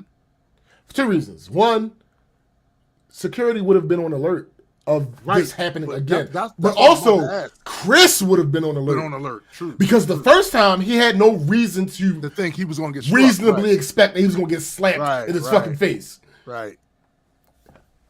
But the second time, if the motherfucker get up and walk towards you again, you a damn fool. Listen, if you stand in, right. I've mentioned that for the various reasons that I feel Will was wrong. Mm-hmm. For some reasons, he was justified. Right. I can't say he's wrong if he would have got back up there and successfully did it the second time. Yeah. If he did it the second time, everybody else wrong. But my thing is, I think I didn't see security shift their positions when he sat back. See, that's what I mean by being able to stop him before he came up there again. Right. I didn't see security come down. I didn't see him get on the stage. I didn't see him get on the side of the stage. But they may have been moved closer to the behind the stage entrance. Right. So if he would have started to ascend the steps again, they may have rushed the stage. Possible. Now, Jonathan, you say that, but some people also interpreted that as he thought Will was going to say something to him. Right. So he linked in to hear what he was going to say. Yeah. I think that's what happened. And again, fool me once. Yeah. Because you're not about to. If I go in on your monkey ass after you just slapped me for making a joke that whether you thought it was funny, whether you thought it was in poor taste or not, doesn't matter. At the end of the day, this is something that we know was a joke. Facts. We don't be disingenuous and try to pretend, it's not a joke. No, we knew it was a joke. Right. No matter how bad of a joke, no matter how distasteful of a joke, we knew it was a fucking joke. Right. So after I make a joke and you come up and smack me and you go sit back in your seat, if I take the gloves off with this mic, you're not going to be able to just walk up to me and slap me again. I got a mic stand, B. No matter what. I'm rocking. Nigga, hold up. Even if I run. That's true too. No matter what, you're not going to successfully slap me again. Yo, it's not. Imagine if this happened, right? He went up there and he smacked Rock, and then he walks back there and Rock start giving him the business on the mic, calling him all kinds of motherfucking bitch ass nigga, this, that, and the third, your cuck ass, all that shit, right? Because he could have went there, yo. He could have went there, right? He could have. And then Will turns around, you want more? And then right before he drops the mic, Chris Rock laughs and then runs. Yo, listen. In the universe where that happened, you are no longer the head troll. Nope. And you could never take the spot from him. There's pretty much not. He has that title henceforth and forevermore. He wins life. Yo, at the way it happened in this universe. You can say, Will lost some, but he also had a bunch of supporters, and Chris made him feel and look like a bitch because he got smacked. All that. But in that other universe where Chris continued to lambast him, and then Will turned around like he wanted more, and Chris laughed and then ran, and you saw Will chasing behind him looking ridiculous, Chris Rock wins in that universe. Because here's the thing. In that universe. I do not foresee Chris Rock run. Let's say Will can catch up to him eventually. I do not foresee Chris Rock running somewhere where it would be smart for Will to catch him. Yeah, facts. Facts. He might run into his brother. Bruh. Run into his brother and them. Like that might be a bad look, you know what I'm saying? But for the record, I'm just gonna tell everybody right now, just so you know. Just so you know. Things is weird. Sometimes what people perceive to be impossible can actually happen at times. Sure. If there's ever a situation where that man is on stage and somebody comes up there and attempts to do something, it's not going to turn out the way that turned out. If there's ever a time Graydon is on stage and somebody comes up to do, it's not going to turn out like that. Because, Gray will tell you, I know a lot of you haven't seen me in person. I'm not a little dude. I'm going to stomp shit down your leg. It's not going to happen like that. Not in this universe. Not in this universe. Yo. Nah, we're not doing that. If every time this man is on stage and you think you're going to walk up there and do something to my man Agua, it's not going to turn out the way you think. It's not going to turn out the way you think. Nah. Nah. That whole thing. How the fuck did we even get on the slap? I don't know. I don't know. So let me tell all of y'all this. Just a show announcement. It's not even a bit significant one for most of you, but for us, it's significant. Today is Summer Madness. And it feels like Summer Madness. Shit like that. Shit. Bang, bang. Some of y'all know what Summer Madness is. Some of y'all don't. but for those of you starting to feel like Summer Madness again. It is 2:30. It is 2:30. Summer Madness starts at 3:00. Me and this man about to get up out of here and prepare our whole living situation to watch Summer Madness. Absolutely. Right? So with that, we're gonna bid you guys adieu. Thank you once again. Always. Coming to the show on Saturday. We really appreciate that. Yes. I wasn't going to do this, but I am going to do this because you guys are special. I always try to, when I have it, give y'all sneak peeks of some shit because y'all here live, right? Thanks. I'm just going to put this.